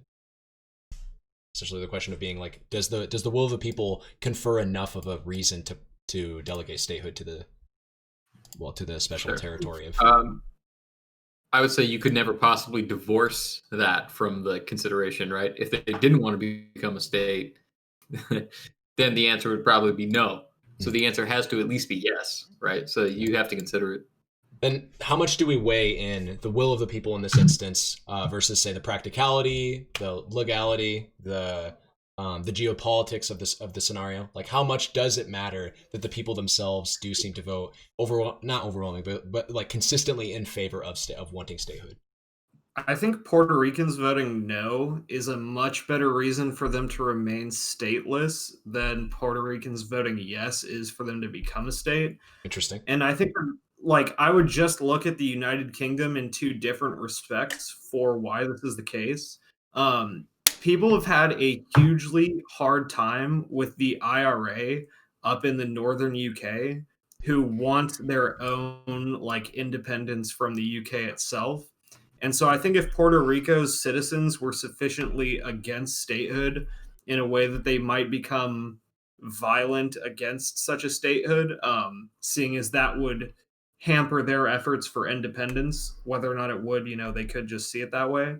I think that's more problematic than the opposite, which is, 52% of the people say we want to become a state. You can tell right now that nobody's being violent over becoming a state. And so whether or not we care about that or put that to a vote here, I don't think no change in the status quo is really going to result in anything important. And then furthermore, I don't think that like the government of a people should really be as much up to the people. And I would look at the UK for that, for Brexit. Like, what a terrible and stupid idea it is an incredibly complex thing to separate yourself out from like what is nearly a global economy that has years of like trade deals and all this stuff. Like people, I don't think have the information, the time, or the interest to really understand what it is and be, I think, competent in making a decision about like how their government is. You know, they can pick simple things like, do we want a Democrat or a Republican to represent us? But that's a far cry from like, I want to be a state or I don't want to be a state. DemonMama, how do you feel about wait. that? Wait, I want DemonMama. I mean, I don't know. That seems like sort of patently anti-democratic. I wonder how far you take that. Is it do you have like issues with the way that democracy is sorted out in our current system, or do you just believe that like people are stupid and need a king? I don't think people are stupid and need a king. I don't think that's what I said at all. There are things that they can vote. Well, I was asking for clarification. Yeah, no, I have philosophical problems with democracy, and I think that it is okay in the same way that a bunch of other governmental systems are okay as well. But I think the republic system that we have now is far superior to like direct democracy, and I would say like a referendum, which is what Brexit was, or just listening to the 52% of Puerto Ricans that had a referendum to join the state. That sort of form of direct democracy is a terrible way to make like really complex decisions like that. Just out of curiosity, when you say other forms of government that are like pretty good, like what do you mean by that? Like what other forms of government? I think that's like way off into the weeds. Like that'd be wait. I mean, it's kind of important for the Well, Brian, to understand where you're coming from. Brian, like, I think Brian did mention representative forms of democracy being superior to like direct democracy. That was maybe one example, or I don't know. I'm just trying to make sure we don't get too awesome. Yeah, that is one example, but like I don't think I need to go through every single example of like a different form of governance to say that direct democracy is problematic in terms of like referendums on how your government functions. Like I think that's a very specific case that I can say that direct democracy is weak in, and we can have an argument over that without me even having to get into, well, this is my ideal form of government and this is how it deals with like how a people are governed. Okay, yeah, I just am always interested in people's underlying philosophies when they propose alternatives. I think problem is tyranny of the majority for democracy, if that gives you any better idea of like what I know about. Sure. Fine. Yeah, that's fine. The other thing I just wanted to notice is like I don't think there's really good parallels here with Ireland. Like Ireland was conquered by the UK and forcibly brought into the British Empire, and its people were horrifically mistreated and then chose to fight back when the top portion of their country was thoroughly what's the right word, colonized by the UK at the time. So yeah, I don't think there's really much of a similarity there. I don't know. I think there are some problems with the idea of imposing statehood based on a sort of referendum vote. However, it does seem to be that the trending majority is there. My main concern, again, I don't really care so much what determination or what is written down in the books as far as whether Puerto Rico's a state or not a state. What I care about is that we get to a position where they're treated like human beings and not a sort of expendable imperial like anachronistic colony that we can like extract shit from and send people to go visit to and have fun at, and then whenever there's a disaster we just wipe them off. We just ignore them and give them like a complimentary gift basket in order to like make up for the thousands of people who died because of our inaction. 100%. Yeah, that's my big concern. Well, yeah, I think that if that was the biggest reason people should want statehood for Puerto Rico is because we're treating those people over there like fucking terrible, and they're like personal piggy banks for Wall Street.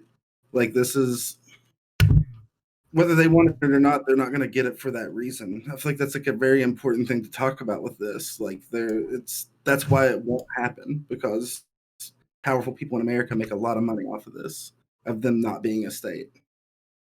Then Tiberius, if you want to chime in. Most people don't. Yeah, I just forgive me for being doomer here, but even if they're a state, I don't see why that's going to change much of anything. Yeah, they might have more federal representation, but if government isn't working now, I don't know why the hell you're going to think it's going to work even more when you have.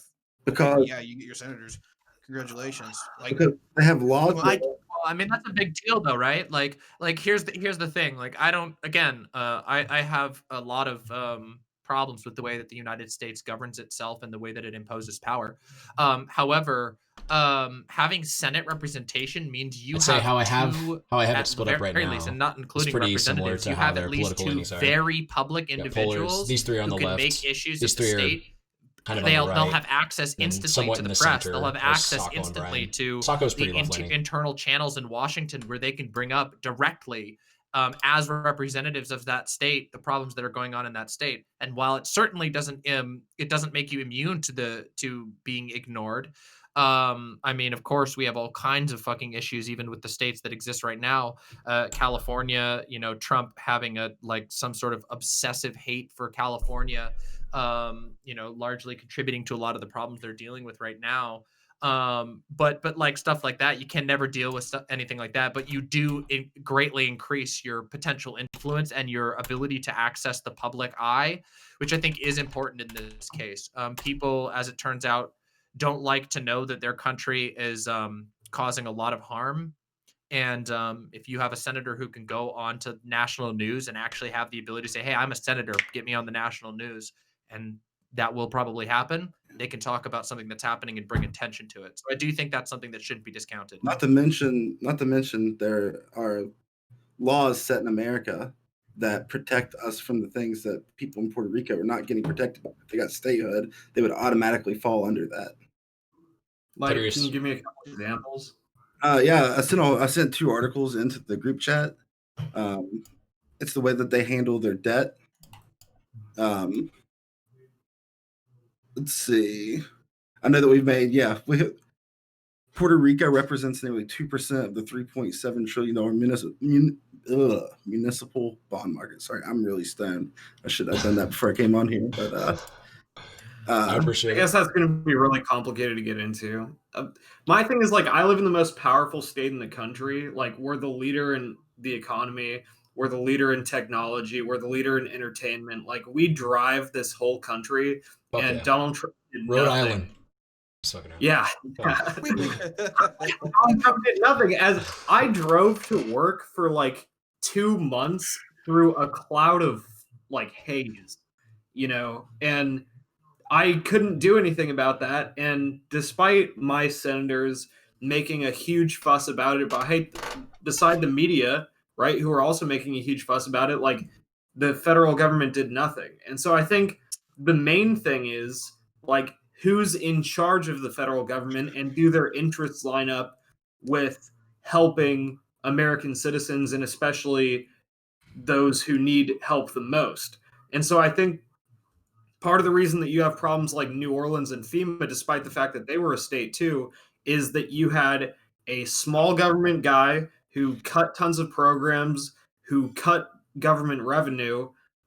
Small government. I actually agree with you on that one. But, this guy was incapable of helping us, just like Donald Trump was incapable of helping us. He would do things like cutting the pandemic response unit and like other things like that. So I'm not so sure that like Puerto Rico's interests would be met by becoming a state any more than their interests are met by like having a president that gives a shit about them. So, Well, yeah, and I mean, by and large, I do agree. I don't. Yeah. Okay, we're gonna. Real quick, I just want to make sure Polars gets a chance to respond as well, because Polars looked like he was eager to get in, and then I'll go to DemonMama. So it is almost inexplicably true that a state joining and sending representatives to to the Congress does have a measurable effect on the way that they're treated to a certain extent, right? For example, we can look at Elizabeth Warren's state is, what is it again? What's it? Massachusetts, right? Massachusetts. Massachusetts, right? For example, her like the needs that are met there, military spending with Raytheon is a really big deal there, right? Her being in the Congress allows for the aspect of, Raytheon can like lobby towards anyone there, and she necessarily has to agree with like the big defense spending, because you know what, Raytheon and a lot of other major military firms are stationed there. She has to end up approving those budgets, right? We can also look at the most recent bill.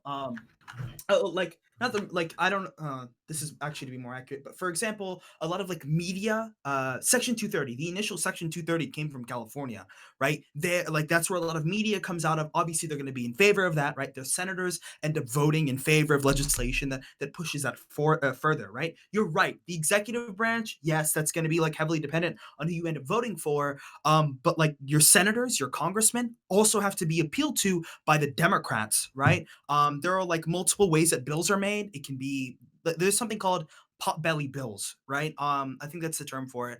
But they're bills that are used to appeal back, that are meant to appeal back to your base in your home area, right? So you'll push bills that will necessarily benefit those people. To a certain extent, there have been multiple senators and like Republican individuals that have tried pushing bills that weaken the EPA, right? That's a way for them to appeal back to their like rural areas, their coal miners, things such as same with certain tax cuts, right? So I would say that it most definitely has an effect, because now you have someone to lobby to, right? You have to be somewhat held effective. And in order for certain senators to actually work with the Democratic Party, they have to make exchanges, right? If you want this healthcare bill, you have to necessarily appeal to me because I'm a senator. And having one senator or two senators is the difference between having a healthcare bill and not having one. And as we've seen, parties will break out in the sense of like benefiting their own areas, right? This is something that's happened consistently. I can't like one of the major bills I think that comes to mind was like McCain. I don't know if I think McCain mentioned how like, for example, putting in and like repealing Obamacare would have had like a really negative effect on his area, and as a result that was a massive changing vote.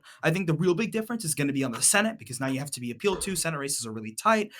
So I would say this most inexplicably has a difference on where spending goes, what bills are passed, the way that federal law is set up. It's most definitely a massive way that states will be like Puerto Rico would be able to engage, because now they're aligned with the Democratic Party, and that's a really big deal. Sure. And DemonMama, if you did want to respond to that, because I know that you had some opinions. Sure. I mean, there are a lot of problems. There are a lot of problems the way that the federal government asserts itself, with the way that state governments are handled. I mean, I feel like 2020 is probably the perfect example of the fact that we don't really have a very good functioning system in the United States at the moment. It's really struggling.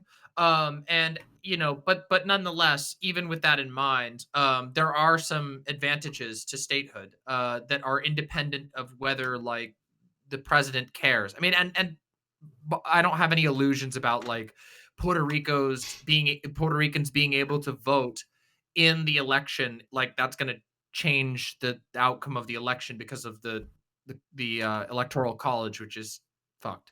But the fact of the matter is that, again, having that public face can actually make a difference, especially now when we're in such an interconnected, such a media-focused era. Being able to have a representative who has those in channels can make a big difference.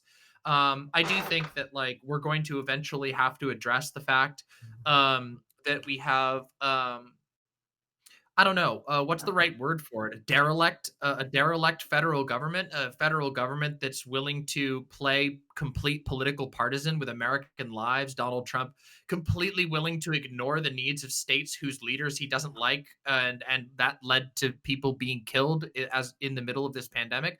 We have a very interesting few years of reckoning with the legacy of Donald Trump and the Republicans in this country. That I don't think is going to be like put to rest very easily. We have had what are we at now? Like 320,000 dead Americans. That's not just going to disappear. That's going to need to be talked about, and that is the result of a federal government that has functionally abandoned its post in every way imaginable. Sometimes worse, I would argue, has gone into directly maligning and harming certain groups of people in this country. I'm so confused right now. Well, I mean, I don't blame you. You're usually confused. Yeah, because I mean, like, what you're laying the case out for is for states' rights right now, but previous to that, you were laying out the case for an expanding federal government. So it's like you're okay with the expanding federal government so long as it's only your party, but if anybody else gets in control of it, all of a sudden you're jumping over to states' rights. So it's like completely hypocritical. Actually, wait a of, like, second. Before steady you go any position. further, before you I'm go on a confused. monologue, can you tell me when I talked about expanding the federal government? Whenever you want the federal government involved in any of these issues, that is for an expanded federal government, right? Now, whenever you want the federal government not involved in something because you can see how inefficient it is, that's an argument for states' rights, right? So, you're talking about you still haven't told me when I ever advocated for expanding the federal government. were you not listening to what I just said? I was just listening to what you said, Okay. and it sounds like you're drunk and you don't know what you're talking about. So, yeah. Are you drunk? Yep, I'm drunk. Okay, there wait, you go. so Like, the- blame it on the booze because you the- can't keep up. The point of the contention here is whether or not giving Puerto Rico statehood would be essentially expanding the role of the federal government. I am interested in, of course, the two people who are debating this topic's perspective on this, but I think maybe getting a third perspective on this would help mediate the conversation. So I want to do this. This is going to be a beautiful way of solving two problems at once. Brento didn't get a chance to speak on this issue as much. Brento, how do you feel about the specific issue they're debating? Do you think that giving Puerto Rico statehood would be expanding the role of the federal government in the United States? It would be expanding the role of the federal government simply because you'd be expanding it to a new territory. I mean, but that's not necessarily the correct answer to the question. So that's not exactly. I didn't answer that right. Would you be expanding federal authority? Okay. No, I don't see why you would be expanding federal authority by adding another state. Okay. No, in fact, I wouldn't make an argument for it weakening it. But if Puerto Rico became a new state and it had states' rights equal to the other states, which it would by definition, then no, I don't think that would be expanding the federal government. Okay. I was under the impression, and again, I'm not like a 100% expert on this, so please feel free to correct me if I'm wrong. But as I understand it right now, as a territory, the federal government has an incredible amount of control over Puerto Rico and Puerto Ricans' laws. So I don't think that statehood, I don't think statehood would represent an expansion of the federal government at all. In fact, it seems to me that it would be the opposite. But again, I don't really think that that is the main paradigm. I don't think that forcing all conversations into like federal versus states' rights is really what matters most of the time, because most of the time both of those things are completely moot when at the end of the day you have a country that is more than willing to engage in extreme violence to anyone that becomes inconvenient enough, or neglect anyone who becomes inconvenient enough. I think that overrides the issue of federal versus state rights and indicates much, much deeper issues, in my opinion. And I do think that that's a problem that we're going to have to deal with COVID even, right? We've seen a lot of states have to functionally go their own way. And even communities within states have to go their own way as a result of neglect from higher up or a result of just silence from higher up. So I don't know. I think it's very complicated, but I can understand why a lot of Puerto Ricans would find the offer interesting and attractive. Sure. I would say that in raw numbers, it is an expansion of the federal government. That's not inherently bad. The example would be that like there'd be more individuals on like committees, right? That'd be an expansion of committees. That'd be conventions of like oversight. That'd just be there'd be more senators. There are certain aspects where like now there's more federal income tax coming in. That's an expansion, but that's not inherently bad. And I never like to frame it that way. But I like that's I don't really see that as a valuable question, whether it's the expansion of the federal government. These are like the most fucked people in the United States too, just so you know. Like their poverty rate doubles Missouri. And like my dad, is from Kansas, and his state's motto was literally like, thank fuck we're not Missouri. Okay. Their poverty rate is like 20%. Puerto Rico's poverty rate is like 43%. So talking about any sort of like revenue generating stream or whatever, they're going to cost a lot more money than they bring in. So it would be an expansion of the federal government's need if we wanted to treat them legitimately and with some sort of respect and help pull them up. But that's not fundamentally different than it is with like most states. Like I want to say New York and Texas and California, we're like, I mean, maybe Oregon and Washington, I don't know. Most states are running like deficits. They just suck up more federal funding than like they bring in. And it's because of these huge powerhouses that like we subsidize all those states, so, and they're still in fucked situations. You know, like all of those red states are just bodied by, you know, drugs and lack of education and like all this shit, despite the fact that we pump like tons of money into them. So it's a really tough question. And if you want to talk about treating Puerto Rico legitimately in defense of critically thinking veterans thing, it would be an expansion of the federal government. Now, I'm not saying that's bad. Not saying it's bad.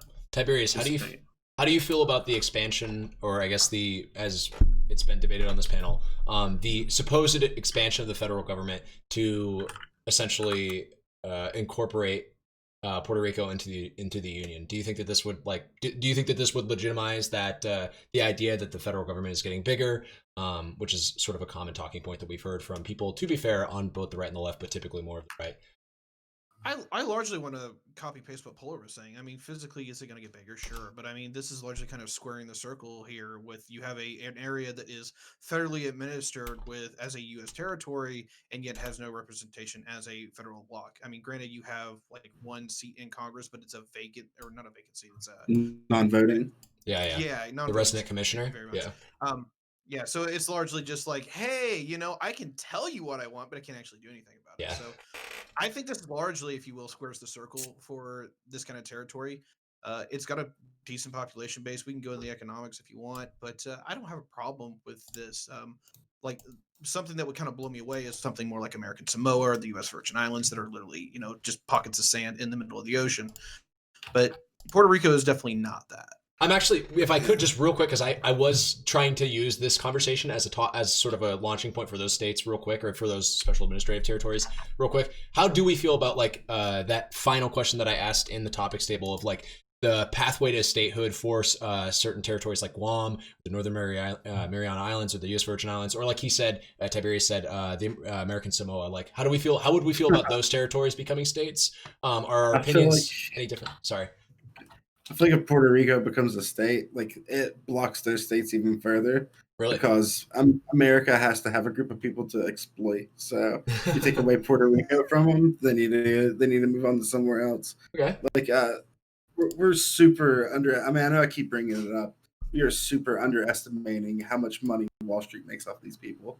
And if they become a state, I was reading somewhere where they won't, or they'll be able to now declare bankruptcy, which also affect that as well. What percent of Wall Street funds are like diverted in some way through Puerto Rico every year? 2%, which is I think 600. Yes. Okay, I'll take a look at that right now. Well, it's that's in the municipal bonds, so it's like 610 million. One of them's a PDF too. There's more information on it as well. Its role in Puerto Rico's debt is that what you're talking about? Yes.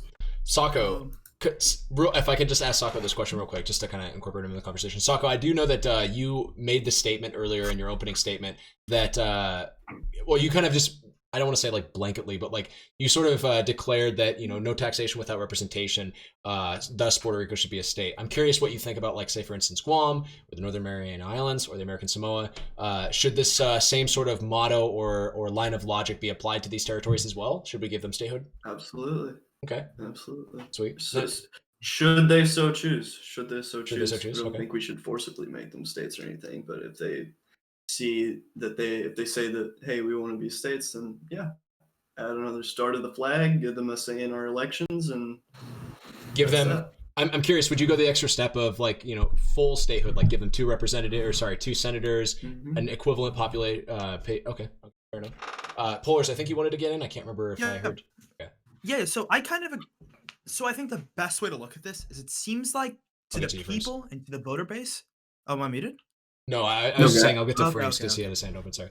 So, I think Freemz makes a really interesting point here, right? And that's something to think about, right? Like, there'll be interests that won't want these areas to become states, but I think the value of this is that it's now much more present to the current generation that, you know, America can change, right? Like, you can add on states, right? Because 100 years ago in the 1800s, this was a much more common phenomenon. It's put on the radar of a lot of American voters.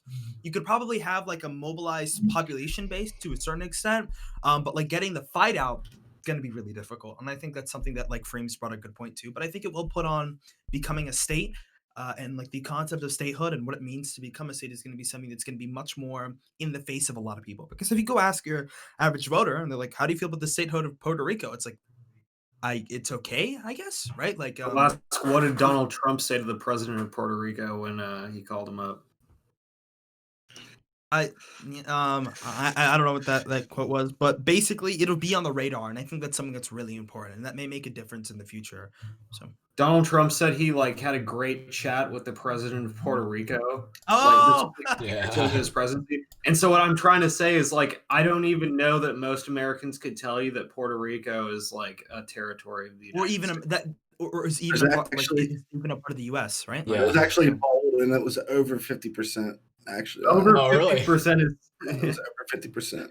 Surprising, but still bad. Yeah, I was gonna say I'm actually impressed by that alone. Like, wait, come on. You're like, I don't think most could even say it. Over 50%. Yeah, it still sucks. Like, no, I'm surprised. That is a good point too. I'm surprised, but it's fuck them all.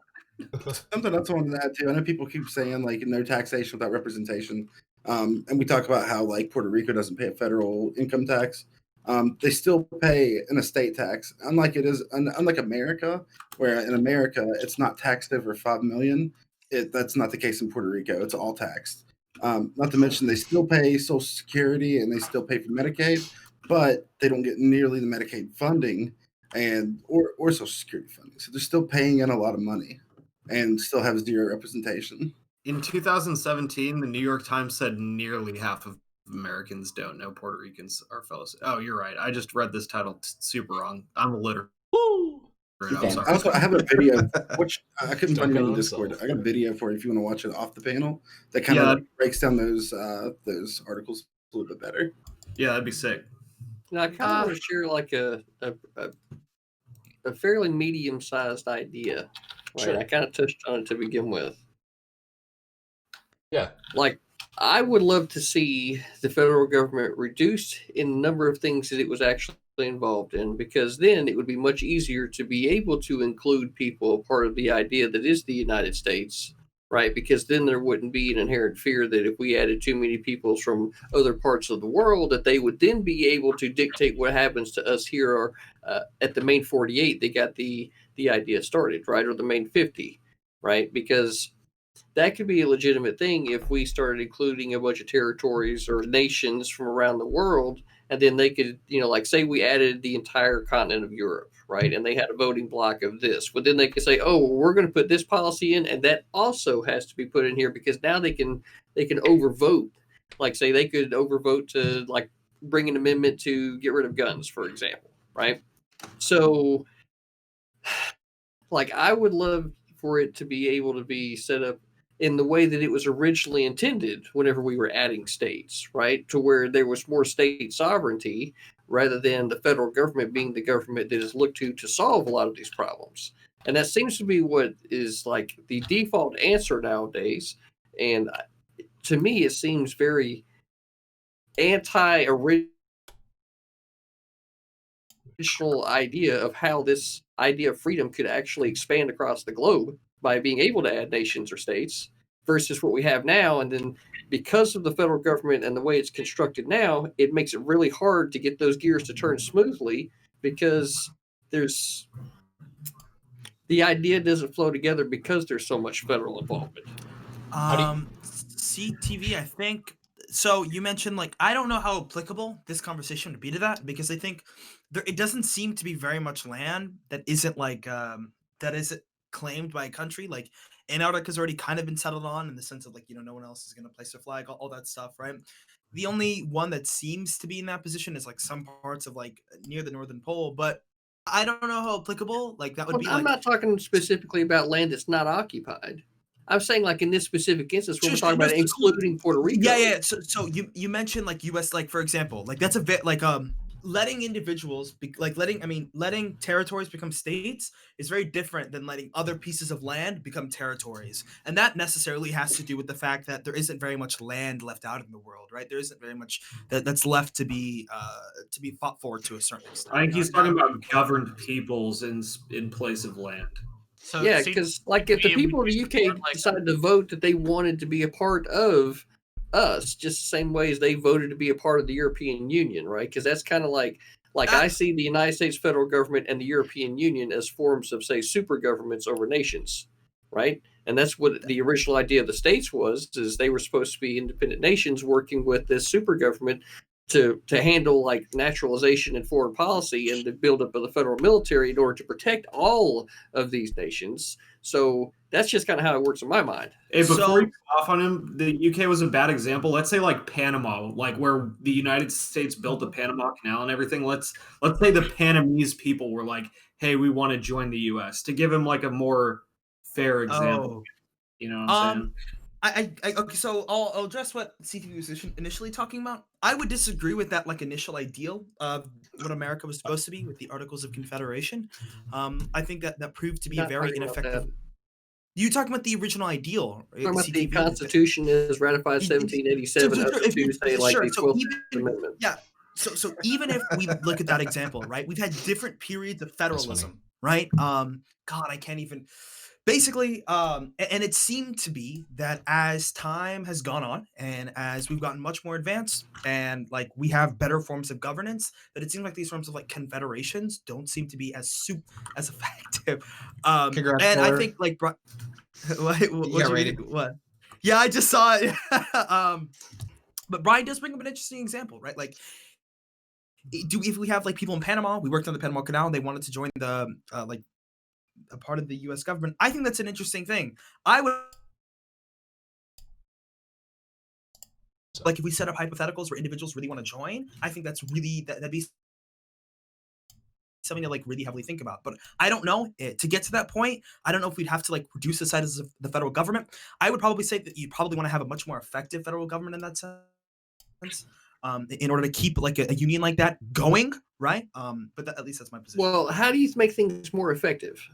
You embrace authoritarianism. Well, no. I mean, there's my brain is like I feel like we're in like fantasy land right now, where it's just like, well, what if the United States bought Russia? Wouldn't that be cool? Bro. He asked a hypothetical question: how do you make an efficient government? And what I was saying is authoritarianism. Is this relevant to the actual conversation at point? It is actually. Okay. Because I was going to ask that question too. In this specific instance, right? Authoritarianism is, that would be the extreme of it, right? But then the other side of that is to reduce the size of something to the point to where it can be you actually can streamline the process. And I feel like that was the original intention with the Constitution as ratified in September of 1787, right? And moving forward to, say, the 12th Amendment, right? Actually, no, in the 13th Amendment, actually, it was really at the 14th where it kind of got to where now it's more control from the federal level than it being at the state level, right?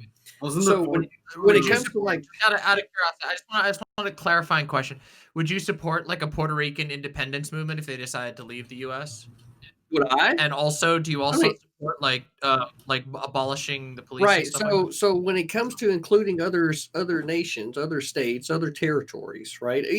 Basically, groups of people that are occupying a particular piece of land and they choose to be a part of this union, right? They're like, because you could have a country in Africa that goes, hey, we want to be a part of the United States. How do we go about that process? Because that'd be really cool to do, So like, if you reduce the size of this federal government to where it has less power in things so that those powers would then rest with the nation that wants to join, then the government doesn't have to work as hard in order to try and include people because they would be handling those kind of issues. What's America? Then what's the American? American? I think we've run the gambit on Panama, and this has been really interesting and cool. But let's you want to get really feisty and angry and talk about abortion now?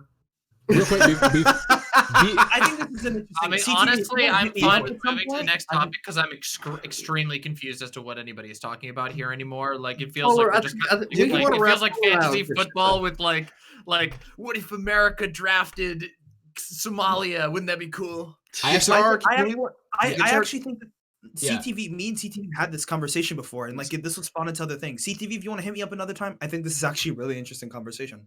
I agree with you guys, but yeah, I do think we should probably accelerate the conversation to the next topic. I do want to mention real quick. I'll get to you, Tiberius, just 1 second. I think Freemz has to go. Freemz, are you still here? Yeah. Okay, yeah, Oh, wait a minute, Cameron. Yeah, we I can. don't know what happened. My shit disconnected. Okay, cool. Oh, you're good. Do you have to leave? Yeah, I gotta get. Okay. Yeah, I have to work early tomorrow. Fair enough. You can shout yourself Thanks off. for having me on. Hey, man. Twitch.tv/Freemz. Usually, I cover Appalachian politics from a leftist perspective. I host the Echo Chamber on Sunday nights, 9 p.m. with ICO Rules. It's a non-debate panel, leftist. So if that's something you'd be interested in, come check it out. Thanks for having me on, Wide. Not a problem. Always. You all have a good night. Peace out, Freemz. Take care, Freemz. Good talking, man. Yeah. Tiberius, were you gonna just basically ask me to move on to the next topic too, or? No, actually, it was related to this because we were talking about the territories, and there's one big issue I have with the other territories that Puerto Rico doesn't fall into. Okay. And that is that all the other territories have a very minimal population. And all the complaints that we've had out of California about, hey, we have to give a representative seat to Idaho and a representative seat to Montana and Wyoming, which I think is legit conversation to have, is that that's going to be so much worse when it comes to having, if you will, Guam or the American Samoa or whoever else signed on, because their populations are nothing compared to like Puerto Rico. They would be the smallest populated states by a major factor. I think Wyoming is at 500,000. Guam's the next, and it's like at 170. And so, yeah, like, definitely, whether this isn't really an argument on the right, but as far as the argument that on the left is that the left's usually upset that California doesn't get as many votes as its population probably demand of it, and I largely agree with that. So do you actually want to make that worse by adding more territories? No, I don't think Puerto Rico is actually against the less favor. I think the other ones are.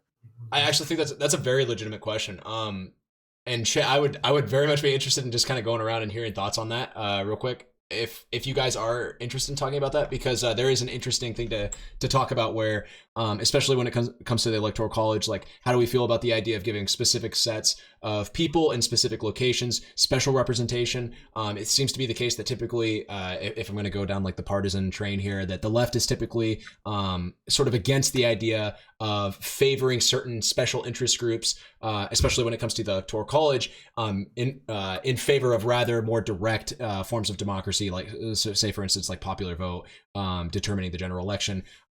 Would it be sort of a betrayal or a cognitive inconsistency or sort of like an instance of cognitive dissonance if we were to, say for instance, prioritize giving statehood to Guam, to the Northern Mariana Islands, giving them 1 House of Representatives member, 2 senators, but then also favor abolishing the Electoral College? Because it's like, is it clear that we're really in favor of more direct forms of democracy if we're trying to give special privilege to these smaller territories? Yeah, I just want to know what you guys think about that. I think that's what Tiberius was trying to say, more or less. On a level, yes.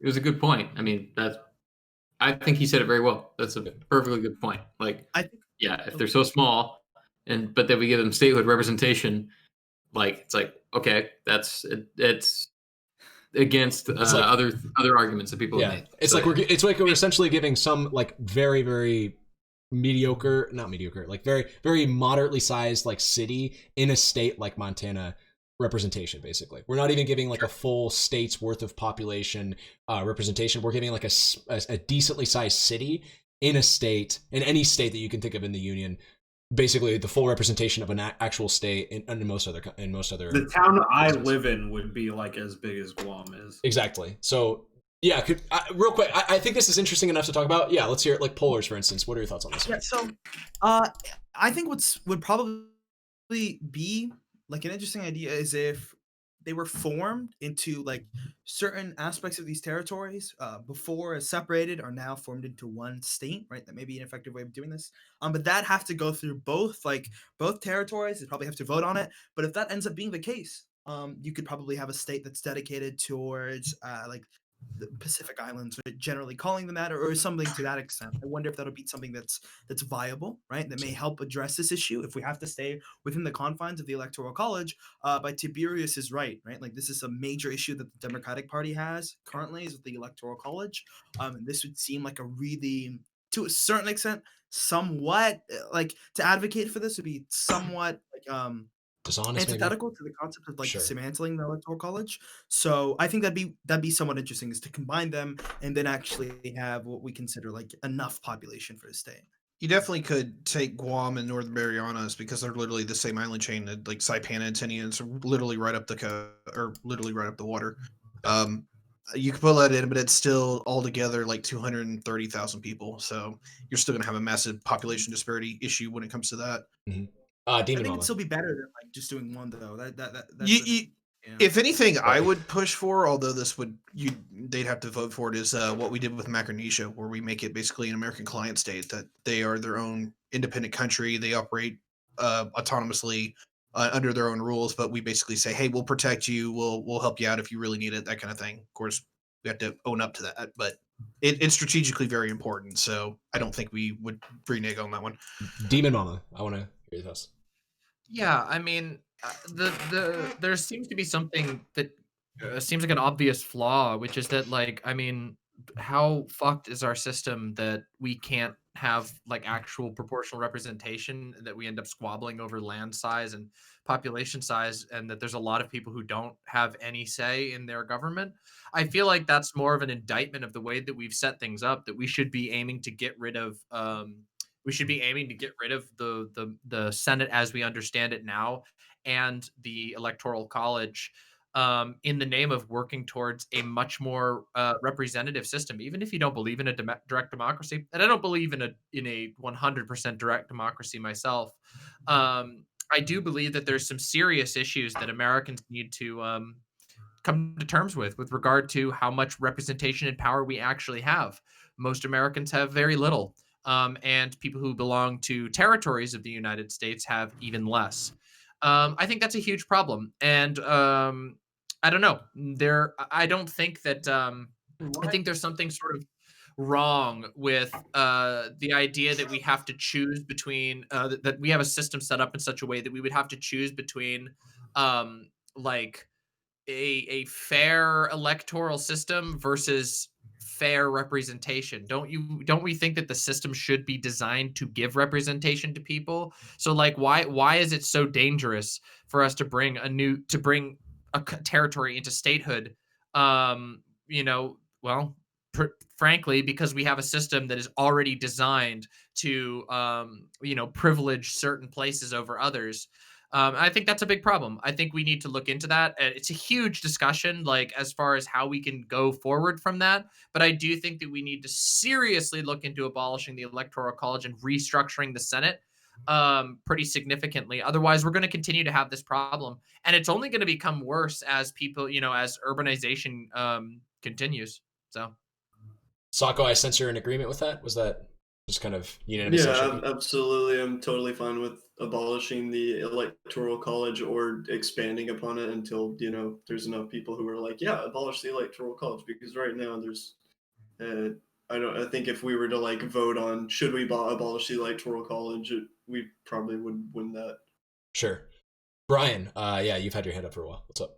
All right, I'm gonna keep it a stack and a half with you guys, as pretty much a lefty and a Californian. So, as someone with the most vested interest in abolishing the Electoral College, I actually think I would abolish the Electoral College, but for none of the reasons that any of you guys are talking about, because the only reason that lefties want this sort of like better representation thing is because they honestly believe that the majority of Americans are leftists, okay? And so this sort of idea of like not direct democracy, but like control by left-leaning people, like, oh, if only we could get, it's like a problem. It's like a hurdle that we have to jump to get left-leaning policies in place, is like this damn Electoral College, like giving 100 right-leaning people in the country the ability to have like too much political control.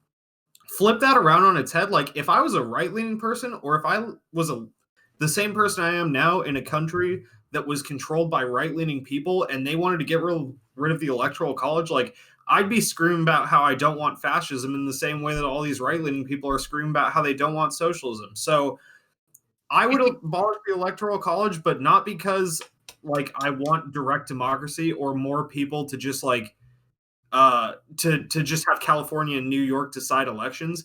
I would abolish it because I don't think it does an effective job at what it's supposed to do, where now instead of caring about the 8 most populous states, we care about like 8 states that have weird electoral margins that are like swing states, right? I think a legitimate way to do this would be to cut up America in sort of like interest groups, far less than 50. Maybe like zones like south, north, east, west, something like that. Those are just random examples, I guess. But to make it so that like you as a political candidate, especially for president, have to speak to all of these groups in some way and mitigate your interests and align your interests with theirs in some way, not just go after Georgia, I guess, which is now a swing state, Iowa, and all these, or in the abolished electoral college system way by just appealing to Californians and New Yorkers and all that shit. Okay, so like, there's like so much that was wrong with that statement. Like, first of all, I don't think you've ever talked to a leftist if you think that like leftists believe that there's like a majority of leftists in this country. Secondly, you currently live in a country that's like swinging hard fash, like right now. That is the dumbest shit I have ever heard in my life. Really? You wanna debate me on that? Because I would love to have you on, and I will. All you do is talk politics on the fucking internet, so you have no idea what fascism is or whether or not we're fascist now. Wait a second. Wait, hold on a second. I'm sorry. Do you know anything about me? No, I don't know. I get the feeling that you only do anything like talking, about politics on the internet. Wait. I don't know much about you, but you should probably speak for yourself. When I'm talking about a country swinging into fascism, I mean that. This is what I cover. This is what I do for a living. I cover actual real politics. What's that? Sorry? Talk politics on the internet. True. Yeah. Wait. Okay. That's what I don't see how he said anything wrong. The conversation is degrading. I'm sorry. Exactly what we're doing right now. The conversation is degrading. That's literally what everyone is doing right now. But the fact of the matter was the appending of the statement that, I don't know what fascism looks like, while you literally ignore actual fascism currently happening in this nation right now. What do you see? And again, wait a second, open invite to anybody. I know this isn't the like purview of this panel, but open invite to anyone on this panel. If you want to come on to my show afterwards, I will school you on this easily. No problem. I'm so confident. I would love to have you on and show you how wrong you are and just how absolutely dumb you sound. That sounds great, but I feel like that if I went to your school, it only be I know that you need to sleep off your drink. So guys and gals, hold that invite because I do want to again try to have some semblance of cordiality here as we shift over to the next topic. I think maybe we've exhausted everything that we can say about this particular issue without getting super heated. Brento, I will give you the closing thoughts, bro. Sure, and you know what? If there's a brief answer, then I'd like to hear it. And otherwise, I'm fine with moving on. So each state has electoral college, and the electoral college I think is based on the districts, correct? Districts and senators. Okay, so why is it that like whole states have to go? Why can't each district have like their vote represented? It's what Maine and Nebraska does, and I'm actually more in favor of that. Just doing that. That just sounds fine to me. Yeah. I mean, the reason why is because that's not what the electoral college has been structured to do. So yeah, I mean, if we want to radically reform the way the electoral college works, sure, I bet we could make some serious progress. Right. So then what you're saying is that you're going to have to go into each one of those 50 states and tell them that they can't handle the electoral college in their state, right? Because as far as the Constitution is concerned, where did she say that? The representatives and the senators added together, right? So that's what you'd have to do in order to radically change the electoral college, is to go into each state and tell them how it was going to be run. Would you not? The states can do this on themselves. In fact, if I remember right, Colorado just passed it to do the same thing that Maine and Nebraska does. That's exactly what I'm saying. When you say radically change, that means you're going to have to tell these states that they have to do it this way, No, right? that's not So what that's that means. exactly That's what I'm not what that saying. means at all. So Maine that's what you have to Maine do. radically changed the way that they engage with the Electoral College. Maine functionally abolished what we understand as the Electoral College by instituting a ranked choice vote system that leads to proportional representation. It's a totally different system. If they want to call it still participating in the Electoral College, I mean, there's another thing that's going like this. The Interstate Compact. Interstate Compact, the Interstate National Popular Vote Compact, or whatever the fuck it's called. That thing, that is also another one that would functionally sidestep the Electoral College. They'll say, yeah, we're using the Electoral College, but they're actually ignoring basically all except for the technicalities of the Electoral College. So no, I don't think you're on like your So base. you would have to go into each and every state and tell them how it was going to be set up in order for it to be this thing. There's more straw on this panel than there is on my farm. Let's go. Wait, PT. Critically thinking veteran. Can you just explain what the interstate compact? Guys, we're gonna give Polars the response here, and then seriously, I do want to move on to the next topic because we're like 30 minutes over on this topic. So Polars, you get the response on this. So yeah, just to end this up, CTV, it's not just the fact you're not going in and telling it. It actually seems like these initiatives are actually relatively popular, right, with the citizens there, especially in places where they especially in like smaller areas, and like a lot of Republicans end up voting for this as well because they feel that they're misrepresented by the representation of the whole state. So that seems to be the most effective way of doing it. A lot of times you just need the idea out there, right? Like how many people really know about like the way that like these systems are set up, where not only is it proportional and done by like congressional district, but by ranked choice voting. So just information may be the only way to do it. You're not really telling them to; they're voting on it in and of itself. Yeah, but here's the rub, right? Like when you use language like ban the Electoral College or get rid of it completely, you would be banning it. You're getting rid of it, right? So you would have to go into the fundamental parts of the Constitution, right? And I'm pretty sure it's article. It's reformed. Just so we're clear, CTV. This currently does exist in Maine and Nebraska. It's not. You're not completely like. This is something that has been implemented. It's. I'm not trying to argue or anything like that. I just want it to be known that obviously the state of Maine and Nebraska seem to have dealt with it pretty well.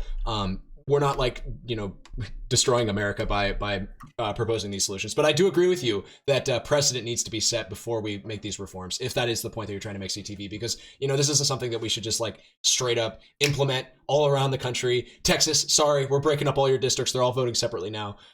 That's exactly what I'm saying. Like, you can't just have the federal government go into the states because other states said so, tell them how to change their shit. That's what I'm saying. Okay. Wait. CTV,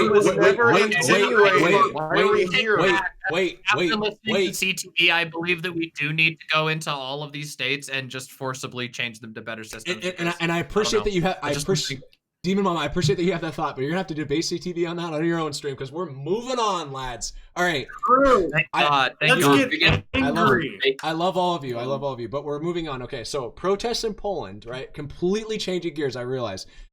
Protests in Poland erupted October 22nd. That was, I think, about a month ago at this point, due to an attempt to tighten what was already one of Europe's most abortion restrictive countries. Protesters have accused Poland's governing party, the Law and Order Party, and has some other name too. It's essentially the Law and Order Party, of, among other things, hijacking Poland's judiciary via stacking it with judges that are loyal to their party. The attempt to ban abortion in the case of fetal abnormality, which was the situation in which 97% of abortion procedures in 2019 were performed, was what ignited these protests. The questions are these protests justified? Are there any similarities to these protests and the ones concerning BLM in the United States? Most Polish women seek out state services when they require an abortion anyways, again, out of state or out of country in this case. Should that remain the status quo? Should it be the case that women just, if you want an abortion in Poland, you just got to go out of country for it? Or should we maybe see, or should the state of, I guess, Poland see about maybe listening to its citizens' demands, listening to protesters' demands, and changing sort of their trajectory on this issue? I want to start this one off actually with Socco. So Socco, what are your thoughts on this issue? Oh, so this, like, just abortion in general is very, like, a very uncomfortable topic for me, especially.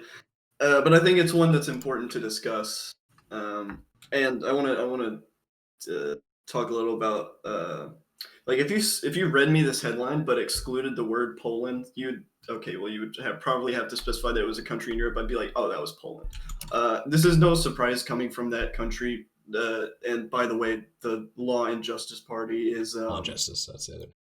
It's a fancy way of saying like Poland's fascist party, because the Law and Order Party, or excuse me, the Law and Justice Party is a right wing. Well, I don't guess they clarify or officially call themselves that, but they're a right wing populist group, which is another fancy way of saying fascist. So let it be known. Wait. If nothing else is true, that's funny.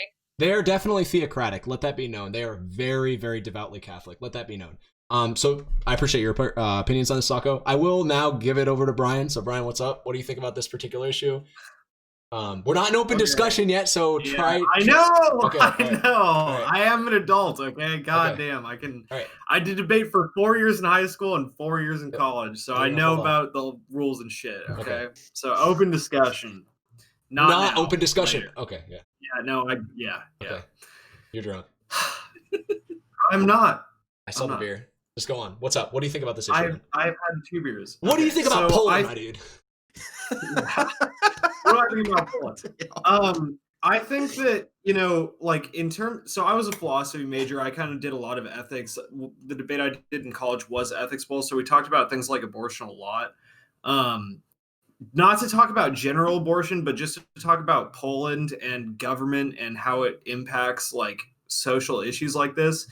I think if you're a moral realist, like if you really do think that there is a right or wrong answer on abortion, and you live in a especially representative government, then you do kind of have to vote with the party that you believe has the correct stance on abortion, whether or not that's legalizing or banning abortion, unless they do so in such a heinous way, like I'm against abortion, so I'm going to murder all women. That's obviously not something that's reasonable or acceptable. But something like the United States Conservative Party, or I'm not an expert in Polish politics, but it seems like from what I've read about this, they're still willing to allow abortions in the case of the mother's life being in danger, or ectopic pregnancies or things like that. The only loophole that they closed was based on I can't remember the word for it, but basically fetal abnormalities, be they mental or physical. So without to get into my personal feelings on abortion, if this ruling party is legitimate, and especially if this ruling party was put in democratically, I think it's acceptable for them to make a decision like this. And I would change my stance if they forced women to carry to term either rape babies, ectopic pregnancies, or pregnancies that threaten the life of the mother. Okay. CTV, I actually want to move it over to you. What are your thoughts on this issue? Well, specifically with regard to abortion, I don't know. I kind of think both sides of the party position are both kind of fucked, really.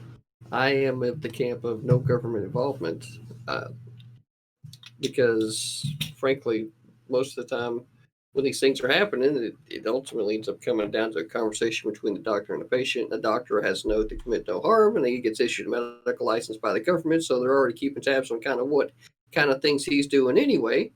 Right. So why does there need to be additional pieces of legislation that dictate that the doctor can only perform ones inside of these constraints that the government has? And then what if there's some crazy ass position that hadn't been considered by the government? So at that point, the doctor's ability to be able to help his patients could become restricted because it doesn't fall within these particular guidelines.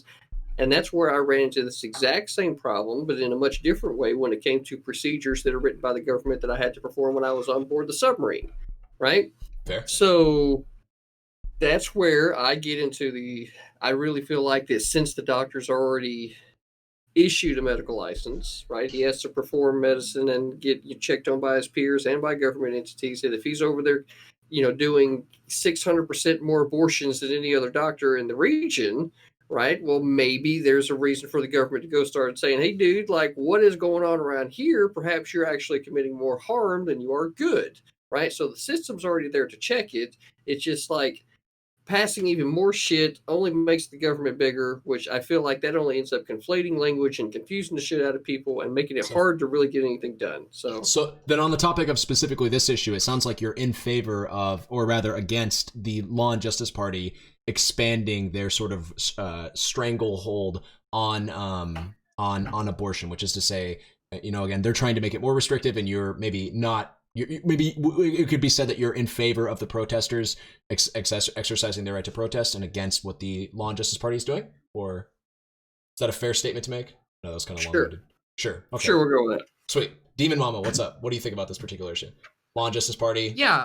Yeah. Poland has been seized by a solidly and obviously mask-off fascist movement that has instituted anti-LGBT zones. The leader of the current party was recently went on record saying that he believes that gay ideology is an ideology worse than communism that will destroy their society. I mean, literally, just this is almost indistinguishable from Nazi Germany's rhetoric. Quite literally. He's just maybe perhaps missing a little bit of the JQ, but who knows? I'm sure he sprinkles that in from time to time. Yeah, I think their protests are completely legitimate. It's a in fact, I would go even further than this. I think that the protests, should they so decide to overthrow the Polish government, would be totally within their rights. Even if that party had been democratically elected. Keep in mind that repressing the rights of women, repressing the rights of LGBT individuals is not a democratic system. I wouldn't have called our system under slavery a democratic system, because even if you vote for you can't vote away the rights of someone else who deserves them, in my opinion. So yeah, I would be on the side of the protesters and those resisting these changes 100%. We already know that abortion bans don't actually do much to reduce abortions. They just make them go underground and become more dangerous. They also make them functionally impossible for poor people because poor people can't travel out of the country. And therefore, it makes poverty worse. Actually, it's interesting. This sort of policy making makes everything worse for everyone, except for a very small minority of people at the top who can afford the luxury of going anywhere. It almost seems like they're slowly trying to turn back the clock into some sort of like pseudo-monarchist, pseudo-feudal state where women won't have rights and LGBT people can be killed whenever you want. And to be completely honest, I hope that the protesters continue. And in fact, I hope they succeed. I hope they are able to eradicate the right-wing presence in their country. And I wish that for most of the world, too. It'd be fantastic if we were able to drive out these dinosaurs who have no idea of what the future of humanity would look like besides, oh, we should go back to monkey. Sure. So, I mean, first of all, except there's never actually been a direct correlation made to mankind and monkeys. But, we're not in open discussion just yet. Okay, that's we're not hugely different. We're definitely not in open discussion yet. So, Tiberius, give me some pushback if you can. If you can't, I understand. Obviously, tell me what's on your heart firstly. But what do you think about these protests in Poland? What's up? Well, all right, so bias first. While I am seen as a more right-wing conservative member of this panel, is that I'm actually pro-choice. I'm extensively pro-choice. I'm for, I don't know if abortion on demand's the word for it, but even, going that far. So at least there's my standing. I support the protesters on that particular level. Is that I think they need their self-determination to make the decisions that they need to in their lives, that it best represents what they think they need. Going into what we're seeing with Poland, Poland is basically kind of the hot zone for what we're seeing with a lot of EU politics. Though we're seeing this in Hungary, we're seeing just politics getting very violent. They're not violent, but we're also getting vitriolic. We're seeing coalitions get all over the damn place, and it's a show, but it's a scary show. Long story short, at least from what I'm saying, is that the right in Poland is far more cohesive than the left is that the left actually had more voters, but they weren't coalitioned under the Civic Coalition. You had the left, you had the Poland Coalition, you had all these people that split apart, and it was enough to actually let the United Right Coalition, led by the Law and Justice Party, to take the throne. And unfortunately, we're seeing the same thing that we're seeing largely in Hungary, is that they're just walking back a lot of social liberties.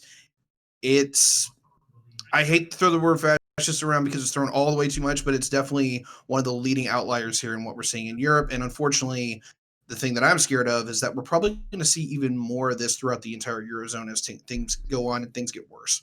Nice. Polars, I want to jump it over to you. What's up? How do you feel about this issue? Do you have any conflicting opinions, or are you just kind of in the same boat as? I'm kind of in the same boat. I think the Law and Justice Party is utterly disgusting. Okay, they're heavily driven by theocracy, to a certain extent, by the Catholic Church there. Yep. Even though the Catholic Church there has done some really fucked up shit, and they've been accused of multiple counts of sexual assault. I think this abortion ban is not effective. I think it's repulsive. It's just literally, as Tiberius mentioned, a rolling back of the clock on a lot of social liberties. Now, a better question may be to ask, why, right? Like, why is this happening? And I think that's actually a more interesting one, right? My understanding is before they had a workers' party, and that didn't end up going as effective as they wanted. And now we're here. So I don't know about the case in Hungary, but I think Tiberius mentioned that's also what's happening there.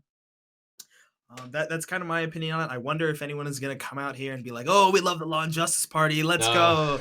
I'd hope not, right? I really hope not. I did not pick this topic. Let it be known, I did not pick this topic because I thought anybody would defend the Law and Justice Party. But Brento, we still need to hear from Brento because we can't go into open discussion without hearing from Brento. So what's up, Brento? Are you going to give us the only conflicting opinion? I thought I had at least one pro-lifer on this panel. I guess I was wrong. Oh, we haven't gotten to open discussion, buddy. That's fair. Yeah. The one conflicting opinion. No, I don't really have a conflicting opinion on this. Okay, fair enough. I think there's there's obviously a fear of rolling back abortion rights. I do not go so far as to say I'm a man, I can't speak on abortion. I think that's actually intellectually bankrupt. I think that's so stupid. I think that's somebody who's just pretty much just citing I would like to give a little get out of this free pass, and then they can just pretend they don't care or something. I don't think that's true. I don't think that makes any sense. But I do recognize that abortion is a uniquely female issue, and so it's something that I don't speak on too much, I guess, or try and claim authority on. So no, I think I understand what they're saying. They're saying it's a form of eugenics or something. Their argument was that it's a form of eugenics to abort a fetus or a child in the womb based on a defect. So that's how they're seeing it, and they're actually saying it's anti-fascist because that's what the Nazis did. That's their justification for it. Generally, I don't think that is correct. I think they should essentially probably stay out of it, and they shouldn't have changed the law. I would say they shouldn't have changed the law. Sure. And just let it be known, I don't think the law has been changed yet. I think they did halt that as direct result of the protests. But I'm not trying to correct you or anything like that. I just, I do now. Fine. I do I'm now. wrong. Tell me. Oh yeah. You weren't necessarily wrong though. Again, they were attempting to change the law. Now I do want to open it up to open discussion. I realize that none of us are necessarily going to disagree on the sort of moral philosophy of maybe when a life begins. I know, Brian, you're getting into it. Brian looks like he's about ready to drop a slur here. Yes, he's like, ooh. I'm definitely ready for the A-bomb Brian's about to drop, but I do just want to be abundantly clear here that there can be two separate discussions that we can have at the same time, right? One of them is where does conception begin? Where does life begin? Moral philosophy, normative ethics, etc. And then the other is the sort of very unique situation going on in Poland concerning the currently governing party, the very, we'll say, covert methods that they've used to usurp power and consolidate it into their own political party. Whether or not that's right, etc. Again, I didn't expect anybody to come out and defend the Law and Justice Party, but what exactly should be done about that situation can be a conversation that's had separate to the specific issue of abortion. So, open discussion, Brian. By all means, give me that nuke. I'm going to give 2 sentences on things that I think are not that relevant, but that kind of pissed me off about the way that people are talking about things. This like openly fascist, oh my God, they took control in irreverent, terrible ways, whatever. You can just Google democracy indexes, okay? Poland ranks 57th. Now they are down by 3 places, okay? That puts them as a flawed democracy, but solidly in the top 25% of the 167 countries that they ranked and listed. And in terms of like other countries in the European area, they're ahead of Croatia, they're ahead of Romania, they're ahead of, well, now we're getting into some terrible ones like Serbia. But my point being, it is a stupid idea. Okay. Well, there's some good ones down there too, but whatever. The point being, their civil liberties get a 7 out of 10, and their electoral system gets a 9 out of 10. So, like, this idea that there's some fascist government that like took over in terrible ways is fucking stupid. Okay. Number 2, the issue about like the morality of abortion is inherently relevant to whether or not any governing body is justified or unjustified in legalizing or criminalizing abortion. So like I feel like that's something that we absolutely can't get past. Now this is where we really get into the meat and potatoes of it, okay? Most people want to quibble over where life begins and blah blah blah. That has absolutely nothing to do with the moral right or wrongness, permissibility or impermissibility of abortion, okay? The question is whether or not what we're doing in the act of abortion is analogous or exactly the same as what we're doing when we take any other life. Now, there's a philosopher, he's from Kansas, and I can't remember his name right now, but the argument that he lays out is called The Future Like Ours, okay? It is the most famous article in terms of like being in the pro-life category, okay? And the argument basically goes like this.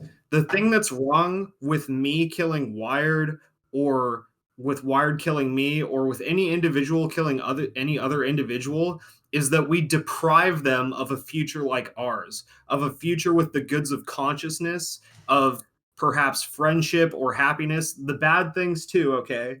That we take that away from them, okay? So that's the wrongness. Not that we like took them from their family, whatever. Like, what did we do wrong to them? We deprived them of a future like ours. Now, the question is whether or not when we perform an abortion, the same thing is true, okay? So, but for our intervention, if we were not to take any action, it is likely that at least one of those aborted fetuses would realize a future like ours. So, the fact that we can't know whether or not that individual fetus would indeed enjoy a future like ours means that we should not be performing abortions because we are potentially depriving people of a future like ours. In the same way that at any moment in time, someone could drop dead of an aneurysm, even the same moment of time as a bullet that I shoot into their head could kill them, that doesn't mean that I am morally justified in shooting that person just because their future like ours happened to, without any knowledge of mine, end at that moment. Okay. So that, yeah. Can I ask you, Brian, do you partake in onanism? In onanism? Masturbation. Yeah, are you familiar? Masturbation. Yeah, it's the biblical term for masturbation. It comes from a man named Onan, who was DemonMama, you don't have to explain that. He was struck down by God.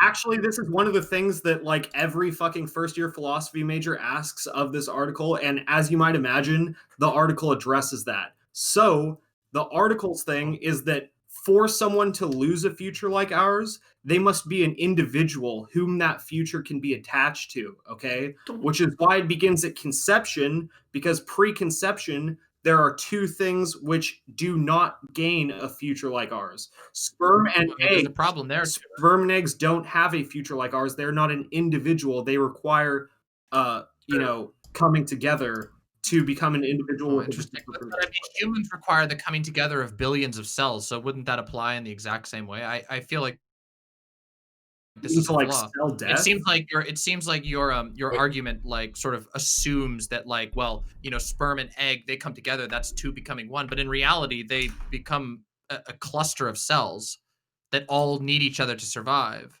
All humans are a cluster of cells that need one another to survive. Where do you draw the line at individuals? At the individual.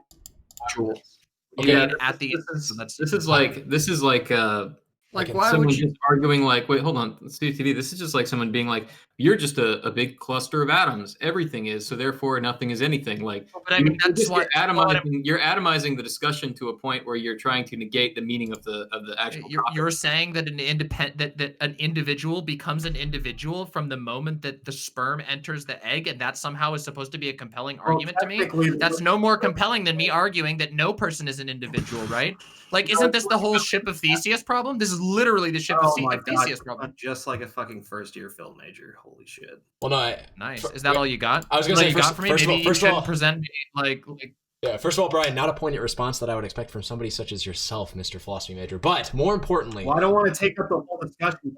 Well, the issue is, Brian, you talked about the conception of life, and that will occupy the vacuity of that conversation will now completely and totally absorb any thoughtful conversation concerning the specific politics of Poland's governing party, which I actually disagree with you in your initial statement. I do think we can have a separate conversation, one in which we talk about, say, for instance, the life begins at conception or does it? And then the other is like, how do we feel about the consolidation of power that the governing party in Poland has been doing, especially in the last 4 years, and how that pertains to restricting women's rights to access abortion services. Even if you disagree with, say, for instance, the governing party's, with a woman's right to choose what to do with her body. Can we all, I shouldn't say can we all recognize, because it is the debate topic. Do we think that the Law and Justice Party is going too far in restricting a woman's right to abortion? For instance, and again, I'm not the one that's supposed to be making this argument. I'm trying to moderate the debate, but I mean, Can we, Brian, you actually were the one that pointed this out very intelligently earlier, I thought, which is that you can say, for instance, have a moral stance against abortion, but still not think to yourself, I'm against abortion, so I should just smash every woman's head in to make sure they can't get an abortion. It's like, to what extent is the governing party in Poland going too far, or are they going too far? Because again, that's part of the debate, in restricting a woman's right to access abortion, even if you fundamentally disagree with women having that right to begin with. Can I actually go on? So I think, this is actually an interesting conversation from Brian, but in order for it to be like a strictly ethical, or moral conversation about this, we want to have to assume that this law actually has a strong effect on actual abortion usage, right? So if the case is that abortions are still going on illegally, it doesn't really matter, right? If your whole issue is with the actual law and then actually having massive penalties for it, that's a different situation. That's probably why this conversation can be separated from the reality of it, because it doesn't seem like implementing this law, at least in the US, it didn't seem like implementing laws like this actually had a actual effect on abortion, the rate of abortions actually happening. Yeah, people always say that, but if you have even a 2% decrease in abortions, for somebody that believes that it's actually murder, for an abortion to occur, or that it's identical to what murder is for an abortion to occur, I think a 2% reduction in abortions would be seen as a resounding success, and that they would say to you the same thing about you can make murder illegal, but you won't get rid of all. So, I mean, that's the always other question. You could say 2%. Again, Wired Guitar brought up the fact that, hey, if you just clubbed all women, then you wouldn't have any abortions. So that would be saying that women can't get abortions in the case of fetal I mean, that's literally what they're trying to do. That's so literally what we're talking about. Some sort of moral equivalency. No, what I'm trying to say is that we don't need to have a frankly, in my opinion, ridiculous and difficult conversation about personhood and conception and onanism and whatever. We can actually just talk about policy and what actually has good outcomes. What we know is that when you ban good outcomes. Good outcomes. What Yes. we're talking When about you is literally ban when you ban abortions, you force people under the table. They're more likely to have not only the children die, but also the mother die from complications. You're likely to have a black market of medical medical professionals show up. You're likely to see increased rates of poverty as poor people can't have abortions, and especially in a country where is swinging right and doesn't seem to have the best like sex education. We have this problem here in the United States. People have children younger than they intend to, and it just complicates itself, leading to more death over time. How are you going to say that there's no sex education when clearly they're doing it good enough to where like it creates an abortion thing? Like clearly they know what they're doing. Oh, CTV, that's not what you mean. Chill. That's okay. Literally. Yeah, Okay, Polars. Literally, CTV. I'm Polars. sorry. Wait, let's hear With all Polars. due respect, you're too stupid and drunk in order to actually engage. Okay, with wait, it. Polars. So, wait, hold on. There was another thing I wanted to address on that was. Wait, hold on. Let me finish. Sure. Like you got to do like 6 monologues that were huge. The fact of the matter is like I think that the topic of like whether abortions are bad or whatever is kind of irrelevant to what we're talking about here. It's not that big of a deal. Because you presuppose that they're good. No, it's because it doesn't matter what framework besides the like idiotic American right-wing framework of, oh yeah, don't kill any babies because God told me not to, but then it's okay for us to cut in the middle of a pandemic Medicaid or all these other, literally just not giving a shit about the children once they're born. That's like such a dumb shit position. And it's really funny that you bandy about like calling people idiots and having dumb fuck takes when you lay out like this big fucking steamy shit of a take on this panel when it's just like, oh, God told us, abortions are bad. 2% reduction, even if it literally does notable harm to more people than the 2% that you would have saved. It's ridiculous. And second of all, excuse me, I'm not done, CTV. I know. Hold on. Take a break, CTV. I'm not done. Take a break. Like a whole thing there, right? So it's like you're already hypocritical from Jump Street with your theology, right? So how is it that you're going to even convince me that you're remaining philosophically consistent across a broad range of spectrums whenever I can just look at the things that you've said, right? And they're just not lining up. So it's like CTV, here's how we're gonna literally just a weird like guy pissing in the corner of a bar. Like it's DemonMama, you can finish. DemonMama can wait. Yeah, DemonMama, you can finish your point, and then I'm gonna move. I wanted to have my chance to finish. The whole point was, look, listen. The idea that like the justice and order, law and justice party that's literally putting up LGBT free zones is not an openly and obviously fascist party is just hilarious. Brian, if you want to admit that you're like have fascist sympathies or whatever, you should just do that. It feels good to have a spine, and I would recommend you to do that. Otherwise, you should really acknowledge the fact that this is clearly an incredibly far-right party with fascist ideology and fascist outcomes, and you should just own up to that fact. Whether you agree with them or not, you shouldn't pretend otherwise. Brian, I will give you a chance. Wait, Brian, I will give you a chance to respond. I promise, Brian. I'm going to give you a chance to respond. I just want to real quick, because Polars also wants to ask you a question, so we want to gish gallop the fuck out of you, basically, Brian. You can, get fucked. You can get fucked. No, I'm just kidding. No, I'm just kidding. And then after Polars, if you could think about that question while I just say this, and try to make it somewhat concise. No, I'm not. I just don't want to gish gallop Brian too hard here. After Brian gets the chance to respond, I need to incorporate Tyberius and Socco in this conversation. Brento, you're getting fucked basically, because I just haven't heard from them. Yeah, no, I'm just fucking around. Brento, you will get a chance to talk, but I do eventually want to hear Tyberius and Socco and on this, and of course Brento as well. I was just kidding, by the way, Brento. Of course we want to cover. I got you. Okay, so yeah, Polars, what's your question, and then Brian will get to respond. Yeah. Oh my. I'm muted. No, you're good. You're good. Yeah. So Brian, I was just gonna ask, what's your ethical framework in order to get some more context for this? Oh no. See, the funny thing about that, and I'll be super brief about that. Okay. Yeah. The funny thing about that is I'm actually a moral anti-realist. The thing is, I'm just what I'm trying to say is, when we talk about governments, they make ought claims. Okay, like the world should be this way instead of this way, and so what I'm trying to do is engage in a discussion within a moral realist framework, because that's what a governing body puts us in, right? And so I think the best argument within that whole thing is for abortion being the same moral thing as killing a person. Okay, I want to move the conversation real quick. Polars, do you agree with that initial supposition? Do you think that governments in the way in which they enact law, especially like normative law, like our citizens should do this, and if they don't, they will get fined. Do you agree that governments do act in a very normative, prescriptive sense? Yeah, that kind of be the basic of ethics, right? Like, Yeah. yeah. So like, I'd agree with that aspect. I don't know if I would agree with everything else that he said, but sure. Okay. Yeah. Sure. Sorry. And then okay, now So what was your? Do you have a question beyond that? Was that?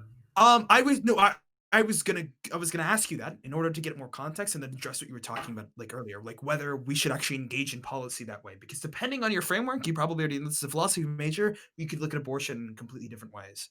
What I'm looking at abortion in is sort of like in a meta-ethical way and not in like a normative ethical way. And so what I was trying to argue with from a like meta-ethical standpoint is just like what type of thing is an abortion. And I think it's pretty clear whatever dumb shit gish galloping stuff DemonMama wants to go on, what you do when you have an abortion is you get rid of an individual's future like ours. Because if you didn't think that that individual was going to have a future like ours, you wouldn't get an abortion. Because the day that it pops out, it's not a thing. It's just a dead, non-living whatever. So like these abortions, all the ones that we're talking about, they're not for ectopic pregnancies, which are the fetuses already dead.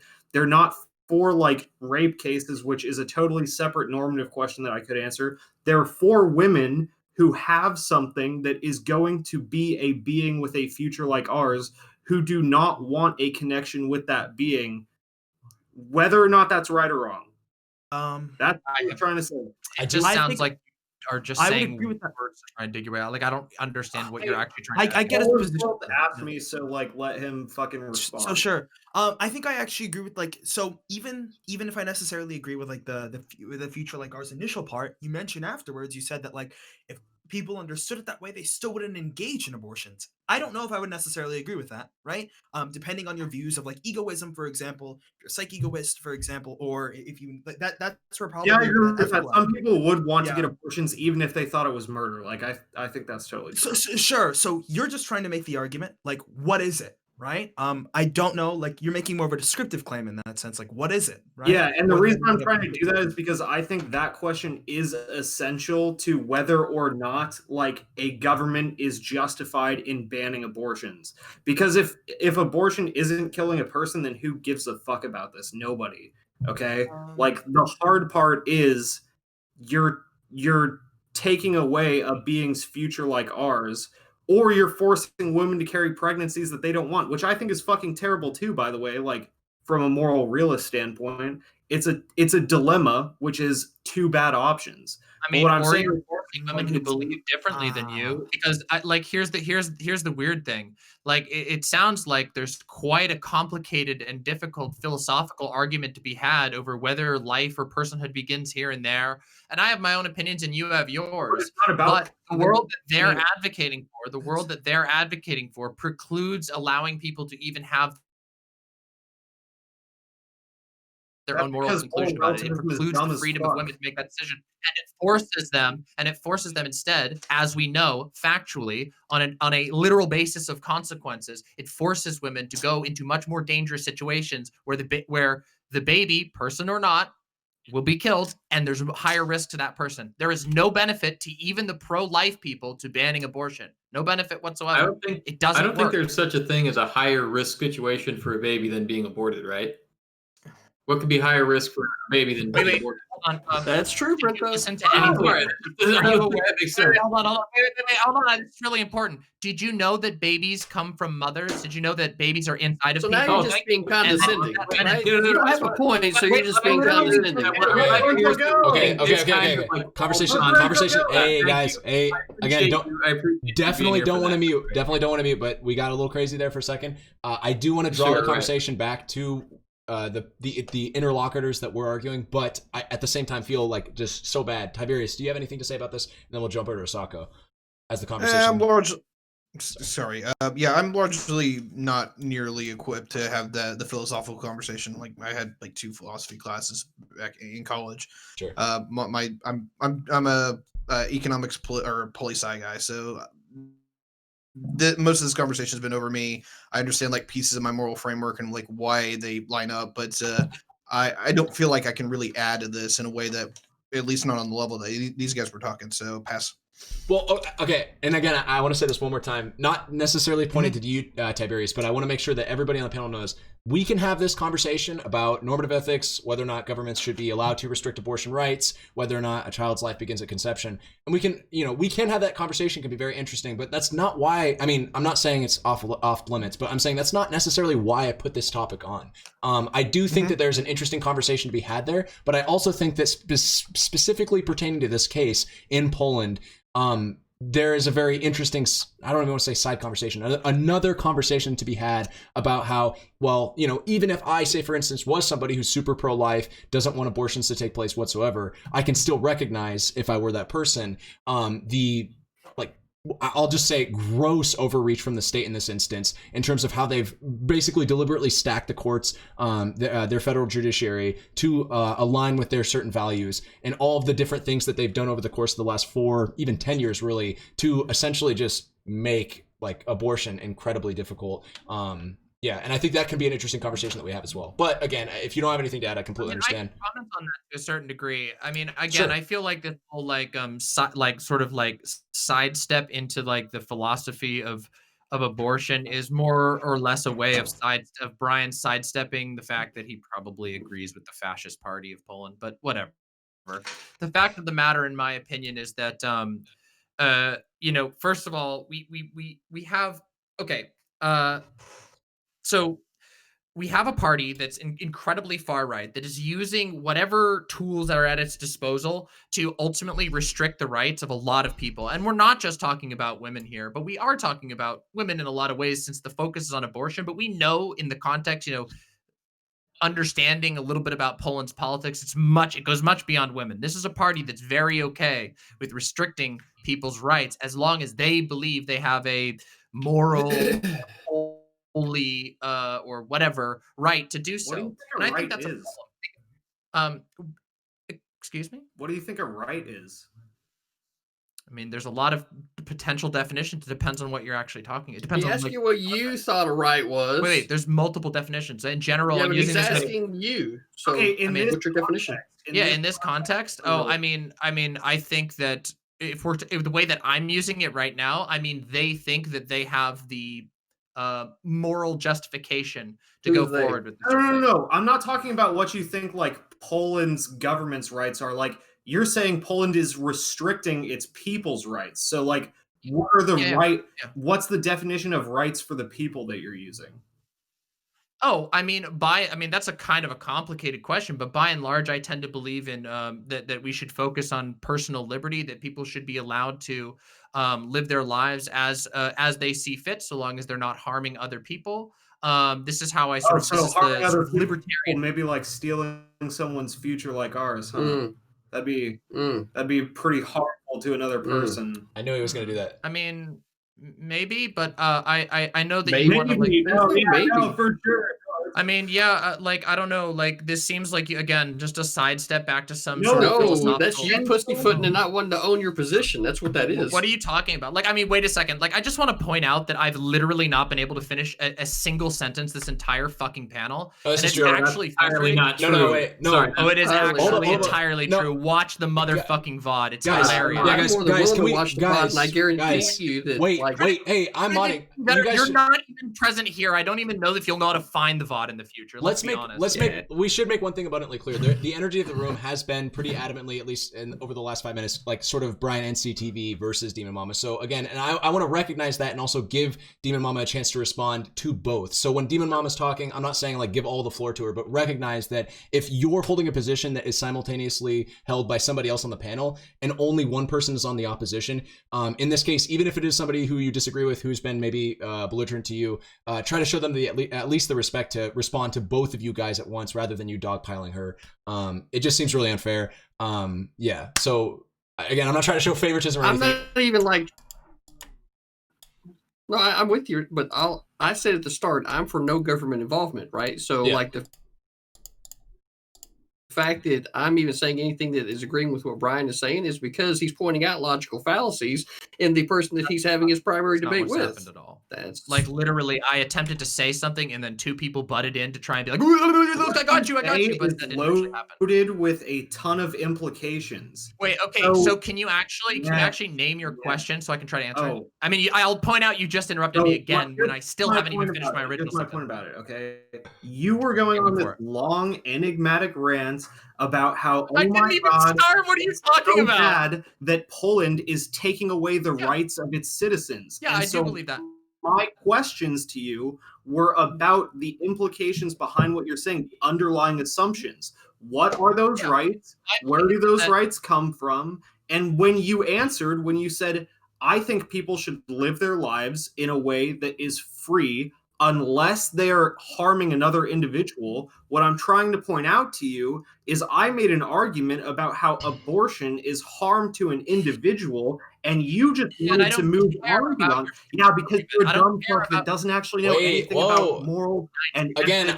Guys, we can be cordial. Wait, listen. Hold on a second. It's my turn now. Guys. It's actually my turn. Listen. This is my turn now, I think. I'm sorry. With all due respect, I literally haven't been able to finish a single sentence, and this guy is so triggered by the fact that a woman has thoughts that he's blown up like six times on it. I'm triggered that a dumbass Brian, has chill. Try a little harder, baby.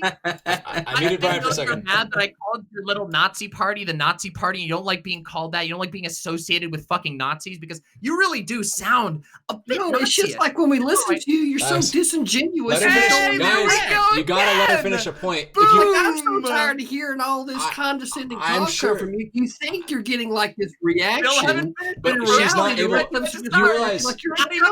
You realize that if you don't ever let her talk and she never gets to finish a point, and she's pointing out that she never gets to finish a point, and you're still not letting her talk, that just like is the ultimate duck on you guys, regardless of how adamantly opposed to her opinions you are.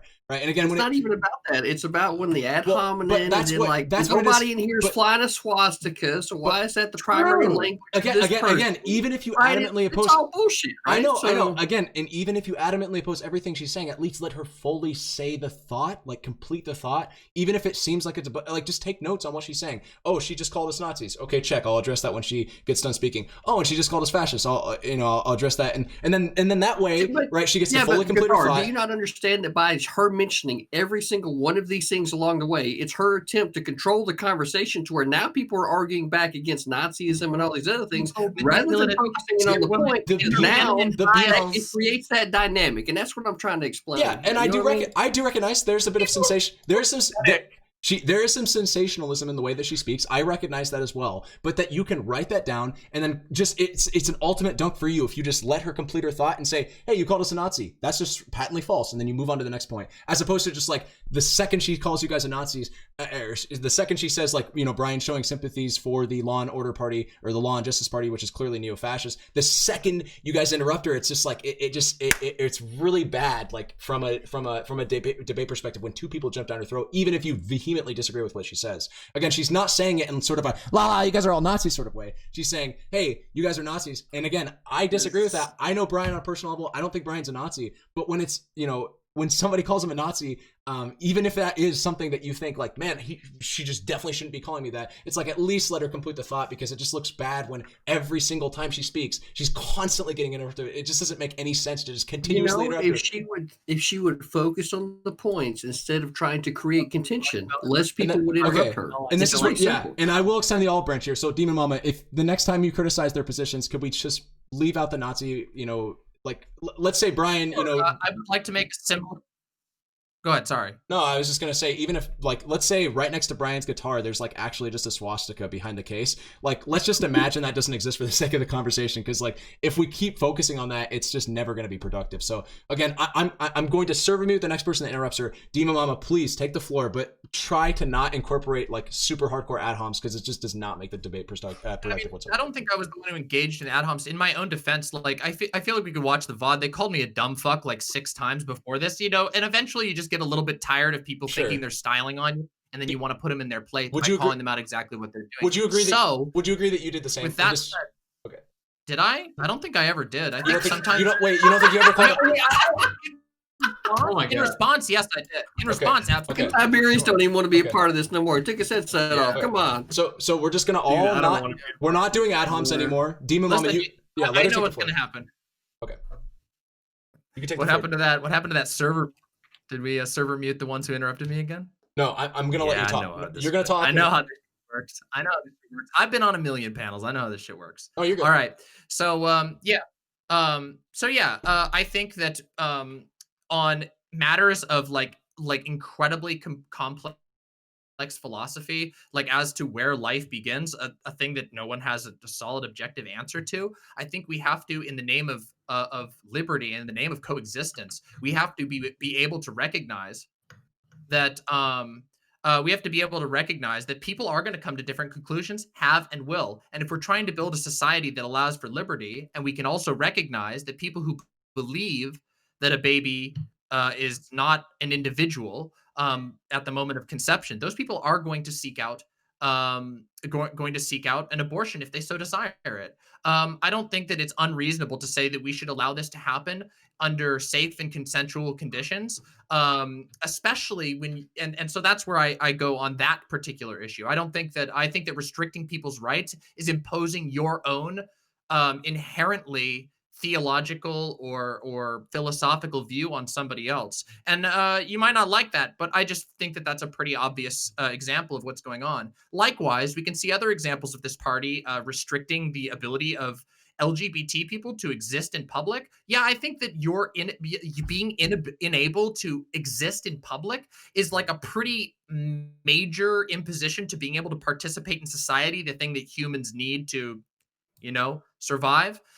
So yeah, I think it's pretty fair to say that this party is infringing on people's rights and also doing so in an aggressive way. And guess what? I don't really care if they got there by taking advantage of some hole in our allegedly, in our obviously imperfect democratic systems. I mean, after all, Hitler was voted into power, if we recall. It doesn't really matter how people come into the power. I mean, what happens if tomorrow Joe Biden suffers a personality change and just starts assassinating people? Do you say, oh, well, he was democratically elected, I guess we can't do anything about it?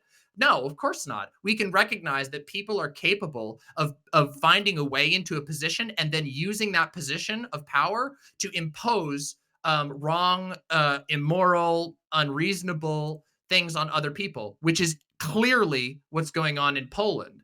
And also, might I add, what's happened in our country quite a lot as well.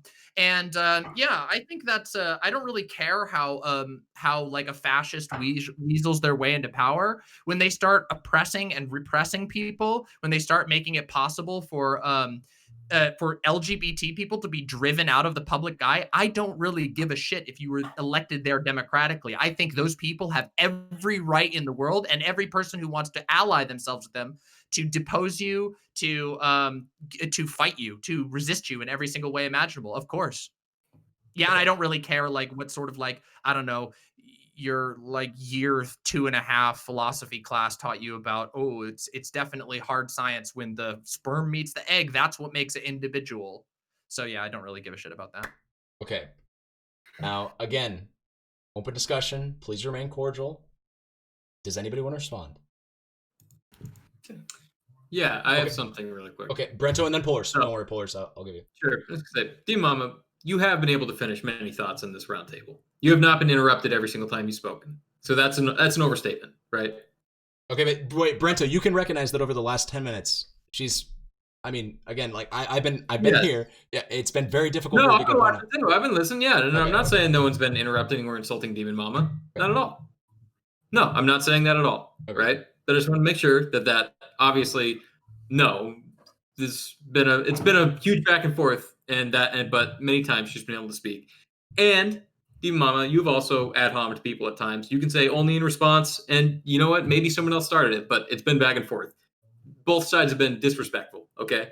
Sure. So that's obvious, correct? I'm glad that we recognize this. Well, are you asking me questions, or is this just rhetorical because you just want to I don't know, feel good or something? This might not be too I just kind of want to set the record straight. What's the both sides. fact that like literally like I just nine gave the record. That was the record. guys all got mad because I like said one thing in a disagreement. They were so afraid of the outcome that they were pissing themselves and interrupting me repeatedly. Yeah, I don't know. I think the VOD. Yeah, that's no. That's not the record. By the way, just so you all know, you asked me a question and I'm responding, and you literally won't let me respond. It's actually hilarious. What's funny is that you were supposed You to asked me two separate questions. Are you? I didn't ask you.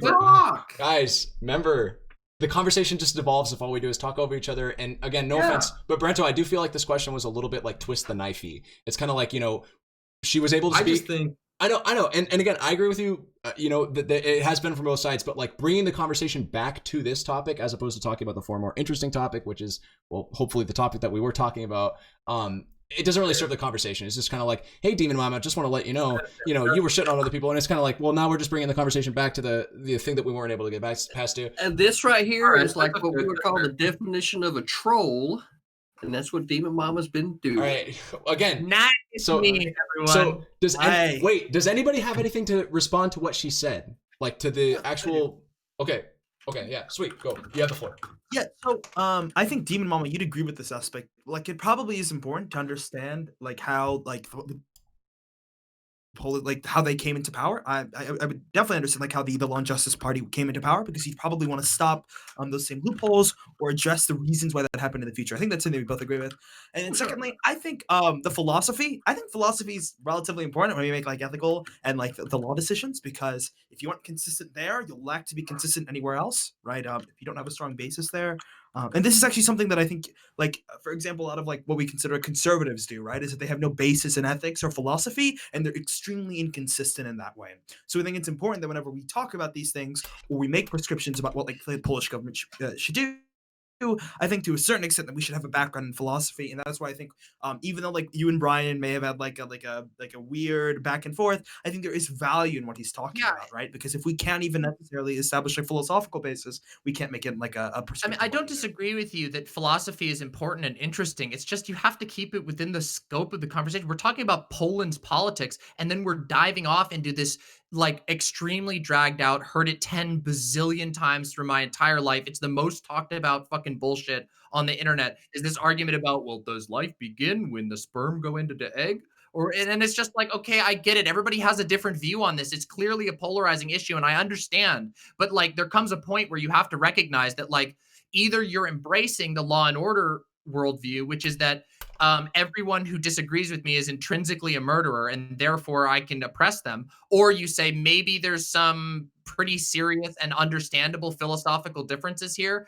that every individual person has a completely different appearance on, and we need to build policy in order to facilitate that. And for that type of conversation, how we build and how we advocate for a policy or for a country, even, I don't think that like trying to repeat the 900-year-old argument of where does life begin, whether it's when God sprinkles fairy dust on top of it or whether it's whatever. Like, I don't think that that's important for the scope of this discussion. The funny thing about Brian, you're actually so fucking stupid that you can't even understand that what I said has nothing to do with whether or not life begins. Life beginning could happen at fucking 25 years old. It still wouldn't change the fact that whether or not an individual at 0 has the same future like ours as they do at 10 billion. Like, it doesn't matter about where life begins. The only thing is whether or not you deprive anything, whether or not you want to call that life, of a future like ours. I mean, then I would also advocate that if you're going to stick to this argument, first of all, I would say that it literally also still doesn't matter, because you're going to encounter people with a very different moral framework. Obviously, this is an issue that is like been hotly contested in politics. People have very different moral frameworks for how they view this particular issue. And additionally, like I don't like, again, it doesn't really seem relevant to me with regard to how we need to structure a country in order to maximize cooperation, like, and also well-being. Like, at the end of the day, even if you go by your specific outlook, the end of the day, the order and justice party solution is the better solution, because it leads to less actual abortions happening in the first place, less terminated pregnancies that also kill the mother. Again, at the end of the day, it's irrelevant, because what you're arguing about is, again, some personal philosophy thing, whether you want to proselytize to people about, God, and when life begins and when it doesn't begin, or whether it's depriving a future. Who are you arguing against right now? Talking to you. Because I never said God once, so I'm just kind of confused as to where your dumb fuck ass got that. Hey, Brian, listen, please, no more ad homs. Dumb fuck ass, dumb fuck, stupid fuck, idiot. Yeah. All those words, let's just remove them. Those are just true facts. That has nothing to do with nice. No, they're just insults that just deteriorate the conversation. I know you know that because you're smarter than that. So again, on the one hand, you can dislike DemonMama as a person, right? And on the other hand, you can have a conversation with her cordially. And I want us to do the other hand thing. I guess I want you to do this thing rather than this thing that you're currently doing. I know you can do it. You're a capable person. But before, can I respond to DemonMama? Yeah, sure. Yeah. So DemonMama, like I agree. The Law and Justice Party is pretty bad. Okay, but there are bad governments. I don't agree with the policy that they're doing, but it is possible for a bad government to put in one good policy, right? And now we're arguing, whether this specific good policy, this policy is good or not, right? I don't think Brian, you're not in favor of the Law and Justice Party, right? Like, just to make that clear. No, I'm a lefty. I fucking hate right wingers. So the important aspect of this is we're trying to isolate whether this policy is something that we consider to be, I guess in this case, ethical or moral. And you mentioned, right? Like you mentioned well-being, right? Like we need to make policies that effectively increase well-being and cooperation. Depending on your framework, that may not be something that you value at all. And even if, for example, we consistently do this, right? But you want to be able to convince other individuals of what your position is and justify it to them. But the best way to do that is probably to appeal to certain aspects of their ethical framework rather than just saying. I appreciate the debate advice, but let's be real. What the last experience was, I think that the last 10-15 minutes have spoken for themselves. Of literally people getting so triggered at me even trying to say my opinion, they just call me a dumb fuck for an hour. Yeah. It's Okay, I get what you mean. But that's why I'm trying to recenter this. I tried multiple times to explain what I was talking about and why I think it's a bad policy. I literally laid out multiple reasons and no single response on substance at all. Literally just, you're a dumb fuck because I'm angry and I don't know. And I actually wait. So for me. Okay, yeah, Polars. I'm gonna let you finish, but okay, yeah, you can finish first. And sure. I won't. Yeah. Sure. So, this has been really heated. That's why I'm trying to you don't really get at it. But there was you mentioned that rights, right? And you're harming someone else's rights, and that's it, Brian is being kind of inflammatory, but I think that was an interesting part, right? How do you justify a right? What are these rights? Do these rights supersede other aspects of pleasure or pain? Are they intrinsic? And that's a really important. That was something that you had mentioned. That's what you used to justify it. But Brian tried responding to that, but it was just in an inflammatory wave of fire that no one could really interpret what was going on. Okay. So how do you justify those rights? And what rights is abortion not violating or something like that? I do think that's an intelligent question to raise, Polars, but I really do want DemonMama's initial question to get answered of, even if it is the case that we restrict abortion on a federal level, we employ all of the full front, the full force of the state on women, on individuals that seek out abortion services. It seems to be the case that we just have the opposite effect in terms of actually preventing said abortions. DemonMama brought up this point earlier, and it didn't really ever seem like she got a very substantive response to that. So does anybody have something to respond to the claim that, hey, even if we do restrict abortion rights, right? Even if we're hey, abortion is it's morally wrong. It's reprehensible. The state should get involved. We should restrict abortion wholesale. It just seems to be the case that this does not bear out positive consequences. So if we're even remotely going to be sort of consequentialist in this respect of caring about the outcomes and especially ascribing moral weight to the outcomes of certain policies that we implement, what do we have to say to that claim that she's made? So what? Yeah, Brento. Okay, I'll just say really quick. We're not concluding the abortion debate that is riles in the world on tonight. If you think unborn children at conception are alive, abortion is murder, and therefore banning it can only be positive. If you don't, then you think it's infringement on women's rights, and banning it is negative. That's it. That's the debate.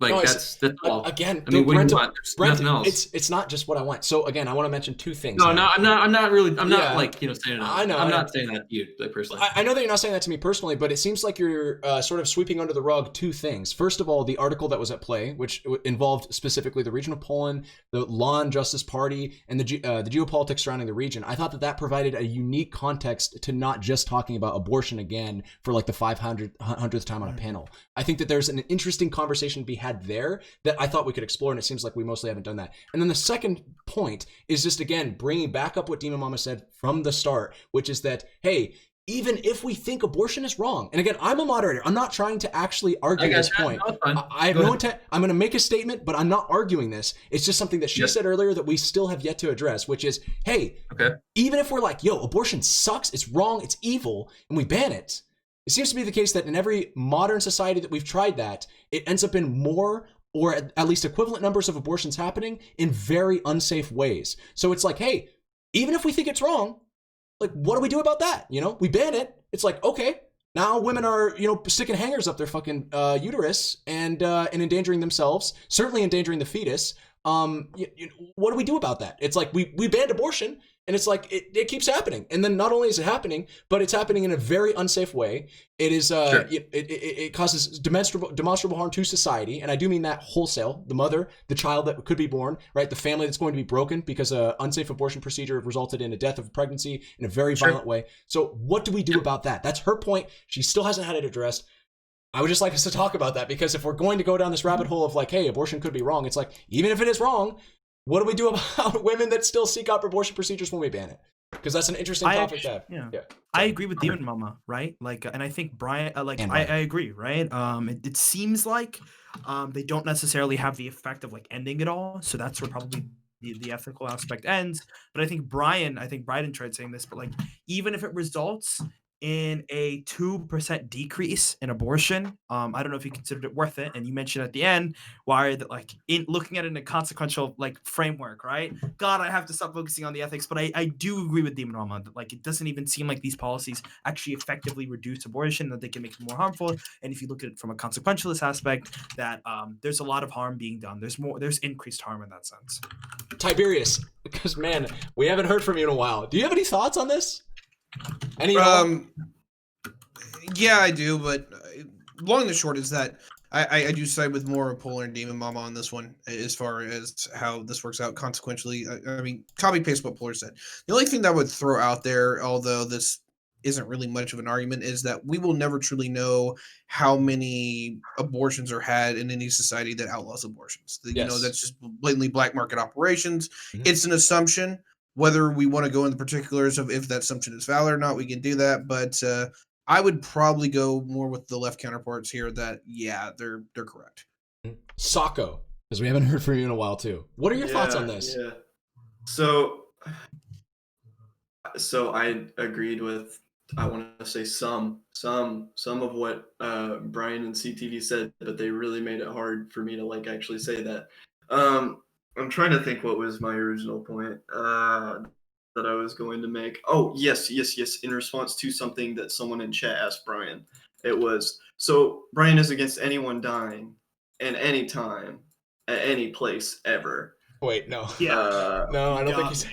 Well, hold on. I don't think he said that. And he said, and no, that's literally what the person in chat asked Brian. Anyone dying in any time, at any place, ever. And I believe Brian said... Okay, now we're adding people in chat. This is not productive. Who gives a shit about chat? Come on, no, don't please. Socco, don't do this. Socco, you say that. Socco, listen. Chat should be happy that I bothered to fucking show up, right? Yeah. So, like, that's just how Chad doesn't get in on the panel when we have a Fallacy Roundtable in operation. What I said, okay? Yes, true leveler. Obviously, that's what I'm advocating. You got it, dude. Okay, No, so unfortunately, I can't put inflection on Twitch chat. yeah, so Brian was so this is Poe's law in full effect, right? Brian was being sarcastic, but it was via text, and you couldn't infer it from the internet. I understand that. Okay, all of us are probably on the spectrum to some extent, and I'm not even saying that to be in any way, shape, or form You're derogatory. gonna get TOS right now. No, I'm dude. not. I have Asperger's. It's over. Okay, I have Asperger's. I have the card. So listen, I'm on a spectrum. I am definitely on the spectrum. Socco, I love you. I'm on a four-dimensional Socco, spectrum. listen, I'm on so, all- yeah. So Socco, I love you. Was there anything besides taking Brian out of context that you wanted to provide? No, I've Okay. No, Fair enough. I had something. Can else. I just say what I put in our chat? Okay, Planned Parenthood good, sex ed good. No, yeah, and I really want to touch Republicans, upon that. abortion still bad. So I really want to touch on that because I liked most Sure. of what you said. Yeah, I'm of the mindset where it's like I'm not pro-life in the sense of like are most people where it's like anti-choice. I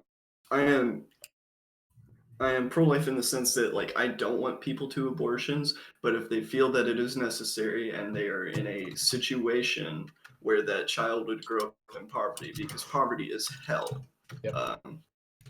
then that in that case, that's perfectly understandable. I think we can do a lot to limit the amount of abortions that are had. And Brian brought that up. Planned Parenthood or sex education, better sex education, stronger sex education, free contraception. Like those are things that we can do to limit the amount of abortions that are had. Not only that, but we could increase the social safety net, make it easier to lift yourself out of poverty from government programs and things like that. And people have less abortions because less people are in poverty.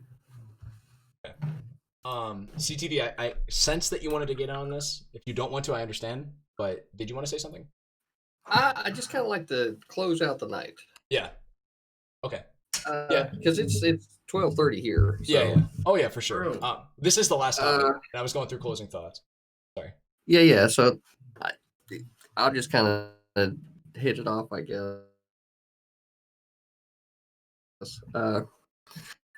On both sides of this thing, government involvement at the federal level specifically ends up having a whole lot of inks in it, right? I really do feel like that this issue needs to be a lot closer to the constituents themselves so that the constituents inside of a state can decide that for themselves, right? And then that's where everybody else goes, oh, well, that's why we have to have it at the federal level, because if a state decides that they don't want to do it, right, then they should be forced to do it, right? Well, that's the same type of logic that has us involved in endless wars around the world, because then they go, oh, well, these people are over here getting killed, so now we have to go over there and tell people what to do. So it seems like the people that are the most authoritarian on it are the ones that want to control it more and then start advocating for more and more government in order to do that, right? And that is almost a reality of every single person that you see that advocates for more government, is that they want to be able to control other people, and they are using the government in order to do that. And they will do whatever it is that they need to do. They will justify it however they need to justify it in order to get the government to have that control. And it doesn't matter what the issue is. That's where I am philosophically consistent across the board, right? What's So- are you a Nazi? Say again? Are you a Nazi? No. Okay. My So question. How is it? This is one of those questions. No, where I it's love just- you, bro. I love this you. is You're not- not a Nazi. No, he's not. No, CTV, he was not. I literally. No, he was not dogging on you. Yeah, I mean, I love having these conversations about the government and its structure and what its impact should be on the people, and at what appropriate level is it that it needs to be at, right? And that's where it's really important to be pointing out the authoritarian rhetoric that people spit, because it doesn't matter what the issue is, you can tell how their mind is structured based on what type of power that they're trying to get over an individual's life. Right. And that's why I really liked Brian's argument, was because he was rooting it in the individual. Right. And that's really important, because the rest of the collective in all cases should be trying to protect the rights of the individual, because at the end of the day, we're all individuals in this collective. So we should all be fighting for each other's rights, because that will ensure our own. Okay. Let's go to DemonMama. DemonMama, we're sort of doing closing thoughts. So, and I know a lot was said. Did you have something to say? Something to add? Yeah, I got a couple of things to say. Sure. Yeah. So, the first thing I'm going to say is that I don't think that most conservatives, but especially the Law and Order Party, gives a fucking shit about babies or individuals. I think what they care about is being able to control women, control sexuality, because they have this like devotion to some weird worldview where of dominance that usually involves strong patriarchal bonds and traditionalism. It's pretty much all across the board. I don't think any of their arguments hold up. Otherwise, they would care a whole lot more about social programs. They would care a whole lot more about individual liberty, but they don't. They never do. In my mind, I do agree with CTV on that one thing. I don't know what he was talking about for the rest of the time, but at one point he did say that a lot of governments are sort of obsessed with control. And I do agree that that's the case. I think that most of the abortion argument boils down to attempting to assert control over people who've been increasingly liberated, people who might disagree with you in some ways. And I think there's just increasing justifications that say, that people come up with to try and justify asserting their worldview over someone else's, by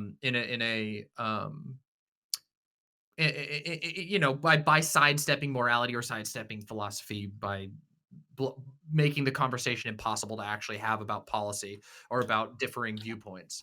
So yeah, I think that's the case. I think a lot of this is again used by large far right organizations to create moral panics in which they garner power. I think this has been used historically over and over again. If you research how far right governments work, they usually seize on some sort of moral panic, whether it's abortion or Jewish people or whatever. They freak out about something and then they make it a big deal. Usually a mixture of them all. I think it wouldn't matter if these sort of laws would have any positive effect, but they don't. They simply don't. The situation is worse. There's no 2% reduction. There is a severe infringement of people's like actual ability to live out their own moral principles with no benefit besides conveniently instituting traditionalist structures of moral and social control. And I think that really should be the focus. And I don't know. I think this was definitely a very interesting case study in women on panels. I just wanted to make a small note that my question did not get answered until it was restated by by a man. Interesting how that always works. And it's almost every panel too. In fact, it's so common on these spaces that my chat literally has a bingo card. And I'm guessing a lot of people got bingo tonight. So congratulations to all the bingo winners on the rampant misogyny and disrespect category. Should be really fun. Hey, there we go. We got a bingo. Yeah, there we go. The bingos are coming out. So yeah, anyway, thanks for having me on. It was very, very interesting talking to some of these interesting fellows. I wouldn't call them gentlemen, but yes, thanks for having me on, and I've had a very good time. Problem. Okay, and I did want to throw it over to PolarsWorld because I think I've heard from Polars or.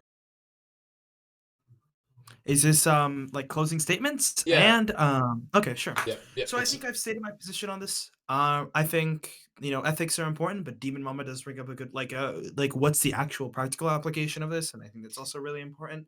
But I think I've made my thoughts on that very clear. I don't really harbor any ill will against anyone on this panel. Okay, no matter what shit is being thrown. But yeah, my name is PolarsWorld. I enjoyed this panel to a certain. I had some fun on it. My chat definitely had a lot of fun with it. So thank you, Wyatt, for having me on. Yeah, man.